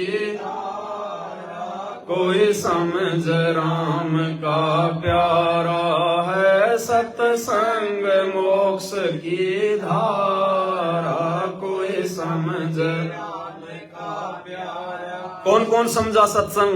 सत्संग समझी मीराबाई, करी सतनाम की कमाई। वो सच्चा नाम, वो 2 अक्षर का नाम जो वर्तमान में पूरी सृष्टि में केवल सतगुरु रामपाल जी परमेश्वर जी के पास है, उन्हीं के द्वारा दिए जाने से वो अपना काम करेगा। मनमुखी जाप करने से भी कोई काम नहीं करेगा। तो मीराबाई ने सत्संग समझा, सतनाम की कमाई की, भक्ति की। गुरु रविदास की शरणा पाई, तब पाया मोक्ष द्वारा। अब रविदास जी कोई गुरु नहीं थे, रविदास जी कोई नाम दीक्षा देने के अधिकारी नहीं थे। रविदास जी तो 650 साल पहले खुद कबीर जी के भगत थे, उनके चेले थे। तो रविदास जी के रूप में जो लीलाएं आज आप और हम जो देखते हैं, जो सुनते हैं कि भाई रविदास जी ने जो है ब्राह्मणों के भंडारे में सवामण जनेऊ जो है उनका जो है तुड़वाया था। रविदास जी ने अपने शरीर पर सोने का जनेऊ दिखाया। रविदास जी ने जहां पे वो जूतियां वगैरह वो गांठने का काम किया करते थे, वहां से उन्होंने सोने का वो कड़ा निकाल दिया। गंगा जी ने उनकी कोडी को भी जो है मतलब कंगन में जो है वो तब्दील कर दिया। और भी बहुत सारी लीलाएं, ये लीलाएं रविदास जी ने नहीं की। रविदास जी इस काबिल नहीं थे, रविदास जी में इतनी भक्ति शक्ति नहीं थी। वो एक भगत थे। उनके रूप में जितनी भी लीलाएं आप और हम सुनते हैं, सब सतगुरु रामपाल जी भगवान ने, उस कबीर परमात्मा ने जो 650 साल पहले आए थे, उन्होंने की थी, रविदास जी ने नहीं की। तो मीरा जी को जो नाम दीक्षा है वो रविदास जी ने नहीं दी थी, बल्कि रविदास जी का रूप बनाकर उस कबीर परमात्मा सतगुरु रामपाल जी भगवान ने दी थी। क्या बताया गुरु जी ने? देखो, सत्संग से समझना पड़ेगा सारी बातें, और सत्संग गुरुदेव के ज्ञान बिना समझ में नहीं आती। परमात्मा ने क्या बताया कि मीराबाई सुबह सुबह मंदिर में जाती थी। एक दिन मालिक ने ऐसी दया बख्शी, रास्ते में अपना कोई सत्संग शुरू कर दिया। मीराबाई ने आते समय वो सत्संग सुना, बातें समझ में आई, सवाल जवाब किए, नाम लेने की इच्छा हुई। दूसरे दिन मीराबाई नाम दीक्षा लेने के लिए आई। तो परमात्मा ने क्या कहा कबीर जी ने कि भाई मीराबाई, वो भगत रविदास बैठा उधर, उससे जाके नाम दीक्षा ले ले। तो मीराबाई उधर जाके नाम दीक्षा लेके आ गई। बाद में सतगुरु रामपाल जी ने क्या बताया कि नाम दीक्षा तो कबीर जी भी दे सकते थे, रविदास जी के पास में क्यों भेजा मीरा को? क्योंकि रविदास जी जो है वो चमार जाति से थे और 650 साल पहले चमार जाति को बहुत ही ज्यादा जो मतलब हे समझा जाता था, नीच समझा जाता था। लोग उनके संपर्क में नहीं रहा करते थे, उनको अशुद्ध समझा जाता था, उनका हाथ भी लग जाता तो लोग नहाते थे, इतनी छुआछात थी। तो परमात्मा ने यह देखना चाहा था कि मीरा बाई है ठाकुरों की लड़की, ये है राठौड़ खानदान में राजपूत, राजपूतों का दबदबा, राजपूत अपने आप को पता नहीं क्या समझते थे, बहुत बड़े समझते थे, ऊंचे समझते थे। तो मीरा बाई अगर भगत होगी, वास्तव में भक्ति के लायक होगी, तो ये जात पात को नहीं देखेगी और अपने जाति अभिमान को त्याग कर कि मैं राजपूत हूं, मैं राठौड़ हूं, चुपचाप जाके जो है वो चमार जाति में उत्पन्न रविदास जी से नाम दीक्षा ले लेगी। ये देखने के लिए कि अगर मीराबाई अगर असल में भगत होगी तो जाति अभिमान को ना देखकर सीधे जाकर चमार से नाम ले लेगी। अब भाई और बहनों विचार करो, अगर परमात्मा ने इसी मकसद से अगर मीराबाई को रविदास जी के पास भेजा कि रविदास जी जो है चमार जाति में थे, तो कबीर जी 650 साल पहले कौन से ब्राह्मण जाति में आए हुए थे? वो भी धाड़क थे। धाड़क तो चमार से भी ज्यादा नीचे हुआ करता है। सामाजिक दृष्टि में उस समय धाड़क को तो चमार से भी ज्यादा नीचे समझा जाता था। तो खाली इसी मकसद से नहीं भेजा था, ये लीला थी परमात्मा की। नहीं तो खुद कबीर भगवान भी तो धाड़क थे, क्या मीरा को नहीं पता था इस बात का? अगर नाम दीक्षा नहीं लेनी होती तो वो तो धाड़क से भी नहीं लेती। लेकिन ये परमात्मा की लीला थी, परमात्मा ने ही रविदास जी का रूप बनाया था और रविदास जी से नाम दीक्षा लेने के लिए उनको वहां पे जो है वो भेजा था और रविदास जी के रूप में कबीर परमात्मा ने ही मीराबाई को दीक्षा दी थी। सत्संग समझा से सियाणा, हो गया साहेब कबीर का आना। सत्संग समझा से सियाणा, हो गया साहेब कबीर का आना। नेकी समन ने खिला दिया खाना, वो अमर हुआ मणियारा। है सत्संग मोक्ष की धारा, कोई समझ राम का प्यारा।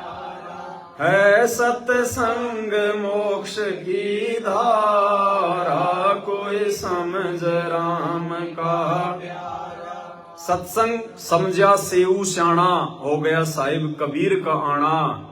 नेकी समन ने खिला दिया खाना, वो हमर हुआ मणियारा। देखो, ये भी बहुत बड़ी एक लीला थी परमात्मा की।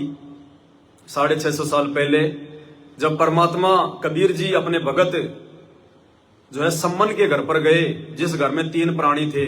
सेऊ उनका छोटा बेटा था 8-10 वर्ष का, सम्मन और उनकी पत्नी नेकी जो कि मणियारे का काम करते थे, चूड़ियां बना के लोगों को पहनाया करते थे।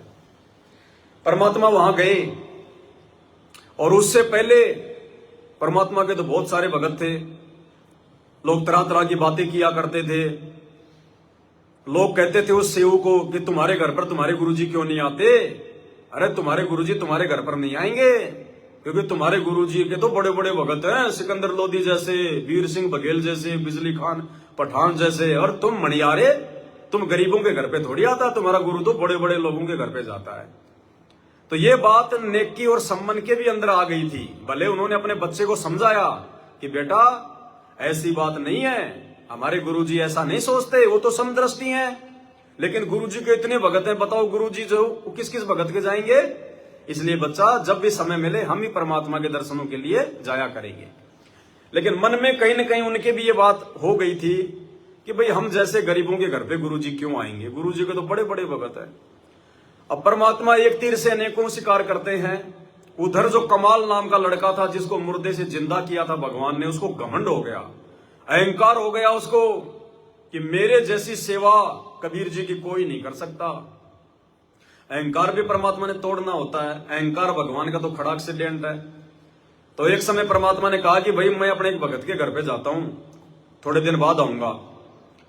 तो शेख फरीद बोला कि भगवान आप अपने दास को भी अपने साथ ले चलो, क्योंकि शेख फरीद भी उस समय परमात्मा की शरण में आ गया था, जो मुसलमान धर्म से था, जो कुएं में लटक के साधना करता था 12 साल तक जिसने साधना की थी। तो शेख फरीद ने कहा, आधीनी से कहा कि भगवान अगर आपकी आज्ञा हो तो आपका दास भी आपके साथ में चले। बोले भाई चल, कोई बात नहीं। उधर से जो कमाल था उसने कहा कि गुरुजी मेरे बिना कहां जा रहे हो, मेरे बिना आपकी सेवा कौन करेगा। हाँ बोले भाई बात तो सही है, तू भी आ जा। तो उसको भी साथ ले लिया। भगवान ने दिखाना था कि भगत क्या होते हैं, सेवा क्या होती है। अब तीनों नेकी सम्मन के घर पे चले गए और रात्रि में जाके शाम के समय उन्होंने जो है दरवाजे को खटखटाया। उन्होंने तो भगवान खड़े, सामने देखा तो भगवान खड़े हुए हैं, दो भगत खड़े हुए हैं। वो आंखों को मसलने लगे बार बार कि हम कोई सपना तो नहीं देख रहे हैं। गुरुजी हमारे घर पे, हम जैसे दो कोटि के जीवों के घर पे, निर्धन के घर पे गुरुजी। थोड़ी देर बाद परमात्मा ने कहा, रे दरवाजे पे खड़ा रखोगे या अंदर भी लेके चलोगे। तब उनकी वो चेतना टूटी और गुरुजी को अंदर बैठाया जैसा भी उनके घर में व्यवस्था थी। अब परमात्मा ने क्या बताया, भाई वो तो रोजाना अपने घर पे खाना खाते थे, उस दिन उनके घर में आटा क्यों नहीं। अरे भगवान आता है उस समय तो भगवान तो दया कर देता है, मेहर कर देता है। भगवान के आने के बाद तो कोई जो है कमी कोई रहती नहीं। लेकिन बाकी दिन तो बढ़िया खाना खा रहे 2 टाइम, और जिस दिन भगवान उनके घर पे आ गया, गुरु घर पे आ गया, उस दिन उनके घर पे खाने के लिए आटा नहीं। ये लीला थी परमात्मा की। ये जानबूझ के परमात्मा ने परिस्थितियां पैदा की। उस दिन परमात्मा ने उनके घर में आटा नहीं रखना था। परमात्मा ने उनके भक्ति भाव को देखना था। परमात्मा ने उस कमाल के अहंकार को जो है वो तोड़ना था। और क्या लीला हुई हम सब जानते हैं। सम्मन ने अपने गुरुजी को भोजन करवाने के लिए 1 सेर आटा चोरी करने के लिए, क्योंकि उन्होंने चोरी जो है वो परमार्थ में की थी, अपने पेट भरने के लिए नहीं की थी, इसलिए वो चोरी नहीं थी। और उसने अपने बेटे की जो है वो गर्दन काटनी पड़ गई अपने गुरुजी की इज्जत के लिए, कि अगर हमारे गुरुजी की बेइज्जती हो गई ये नगर डूब जाएगा। परमात्मा ने परिस्थितियां जानबूझ के पैदा की वहां पे। और बाद में उस कमाल को पता चला कि तू क्या सेवा करता है गुरुजी की। तू कपड़े धो देता होगा, 2 टाइम का खाना बना देता होगा, तू इससे ज्यादा क्या सेवा कर सकता है। अरे भगवान की सेवा के लिए उन्होंने अपने इकलौते बेटे की गर्दन तक काट दी और भगवान को महसूस भी नहीं होने दिया, आंखों में आंसू भी नहीं आया। वो थे भगवान के भगत। तो परिस्थितियां परमात्मा ने जानबूझ के जो है प्रकट की। तो भाई और बहनों, वर्तमान में भी नाम उपदेश के बाद मर्यादा में रहते रहते भी यदि किसी भगत पे इस प्रकार की छोटी मोटी कोई आपत्ति आती है, कोई दुख या परेशानी आती है, तो मायूस मत होना, डरना मत कि मेरा नाम टूट गया, मेरा ये हो गया। नाम टूटेगा तो आपको अच्छे से पता चल जाएगा।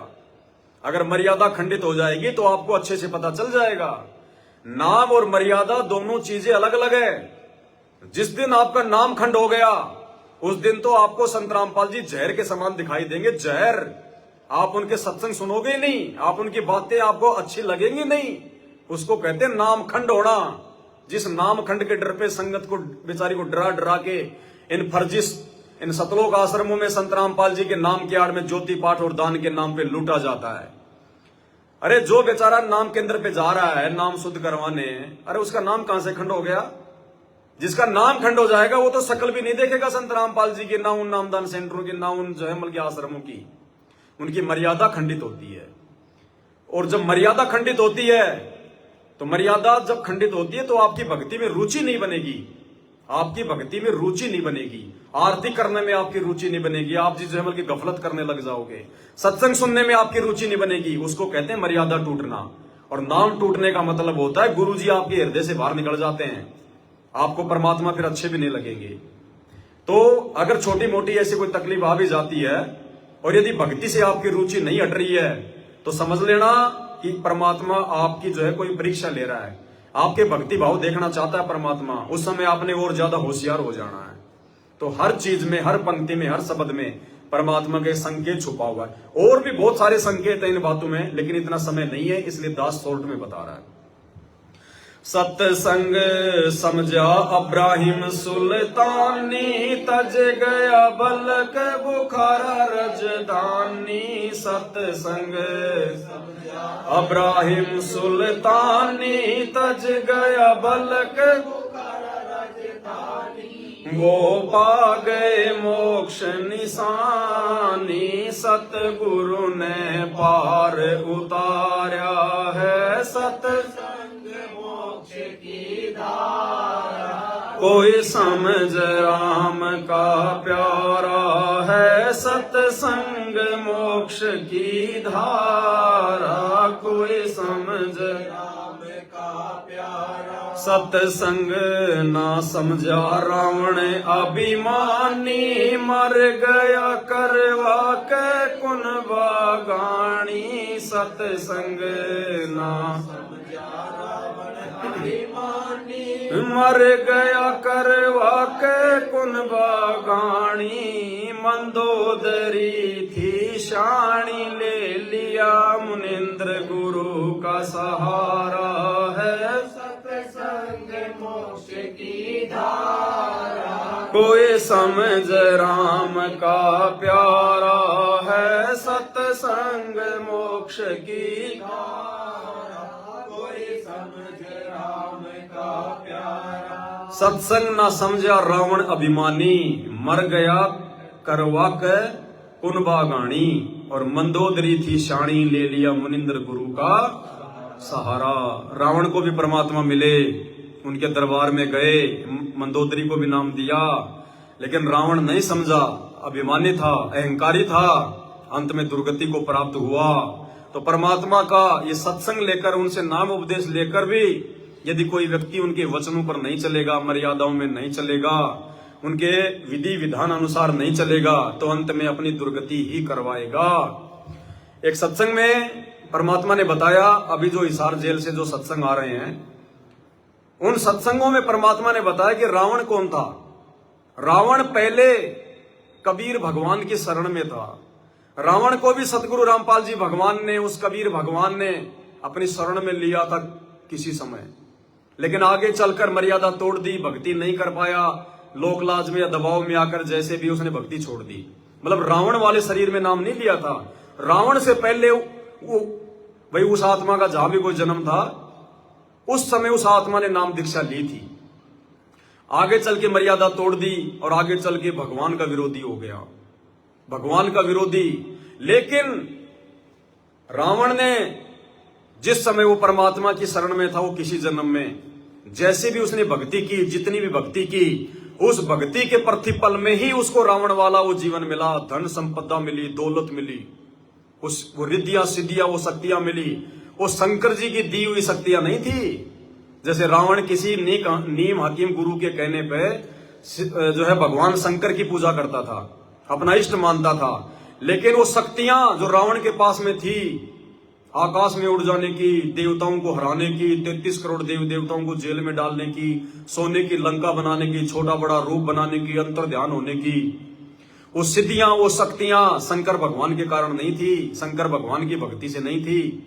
वो सिद्धियां जब कभी उसने परमपिता परमेश्वर कबीर भगवान सदगुरु रामपाल जी की शरण जब उसने ली थी, और उसने जो भी उसने भक्ति की, वो प्रथम मंत्र का जाप किया, उसने सतनाम का जाप किया, उसके प्रतिफल में परमात्मा ने उसको ये रिद्धि सिद्धि दी थी।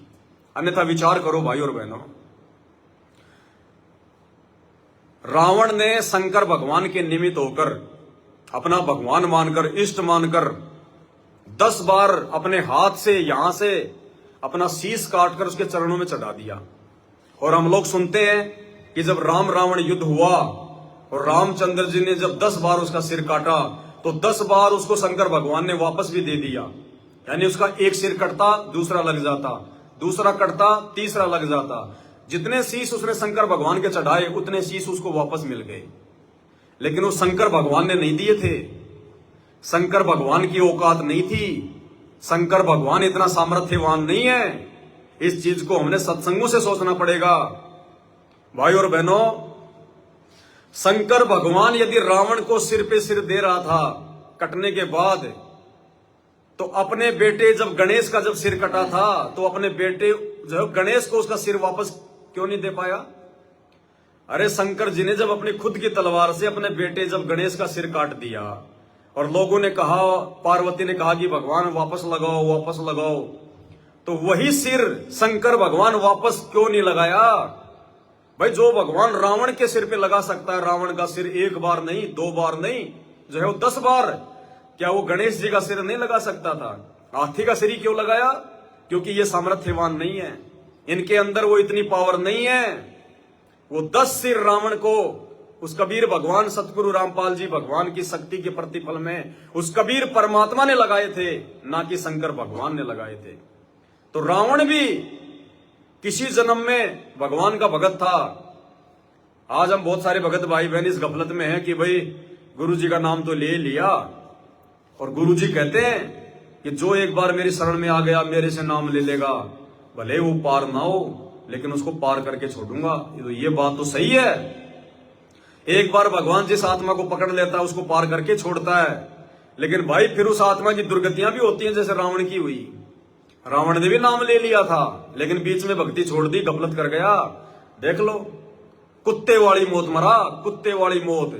तो भाई फिर ये दुर्गतियां भी होंगी, भिखारी का जन्म भी लेना पड़ेगा, एक गरीब का जन्म भी लेना पड़ेगा, एक्सीडेंट भी होंगे, पैर भी टूटेगा, आंख भी फूटेगी, भयंकर भयंकर रोग भी होंगे, कोड भी लगेगी, पता नहीं क्या क्या दुख तकलीफ होंगी। इसलिए इसी जन्म में हमने अपना मोक्ष करवाना है, अपना बेड़ा पार करवाना है। अगले जन्म की सोचनी भी नहीं है कि आगे क्या होगा और क्या नहीं होगा। अगर ये समय छूट गया, अगले जन्म की उम्मीद ना करना, असंख्य युग मां कष्ट भोगने पड़ जाएंगे।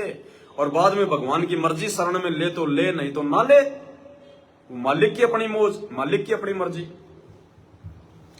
सत्संग ना समझा कंस क्रोधी, बिना सत्संग बुद्धि हो जा बोधी। सत्संग ना समझा कंस क्रोधी, बिन सत्संग बुद्धि हो जा बोधी। ना जगह छुपन ने छोड़ी, जब आखिर सन ने मारा है सत्संग की धारा। कोई समझ राम का प्यारा है, सत्संग मोक्ष की धारा। कोई समझ राम का प्यारा। सत्संग ना समझा कंस क्रोधी, और बिना सत्संग बुद्धि हो जा बोधी।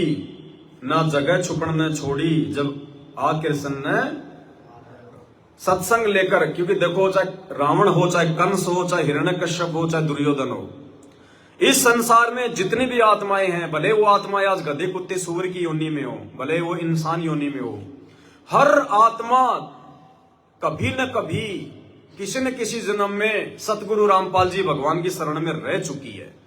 हर आत्मा रह चुकी है, लेकिन अपनी छोटी बुद्धि के चलते, मर्यादा तोड़ने के चलते, नियमों को सही प्रकार से फॉलो ना करने के चलते, गुरु को भगवान ना मान पाने के चलते आत्माएं रह जाती हैं, फिसल जाती हैं।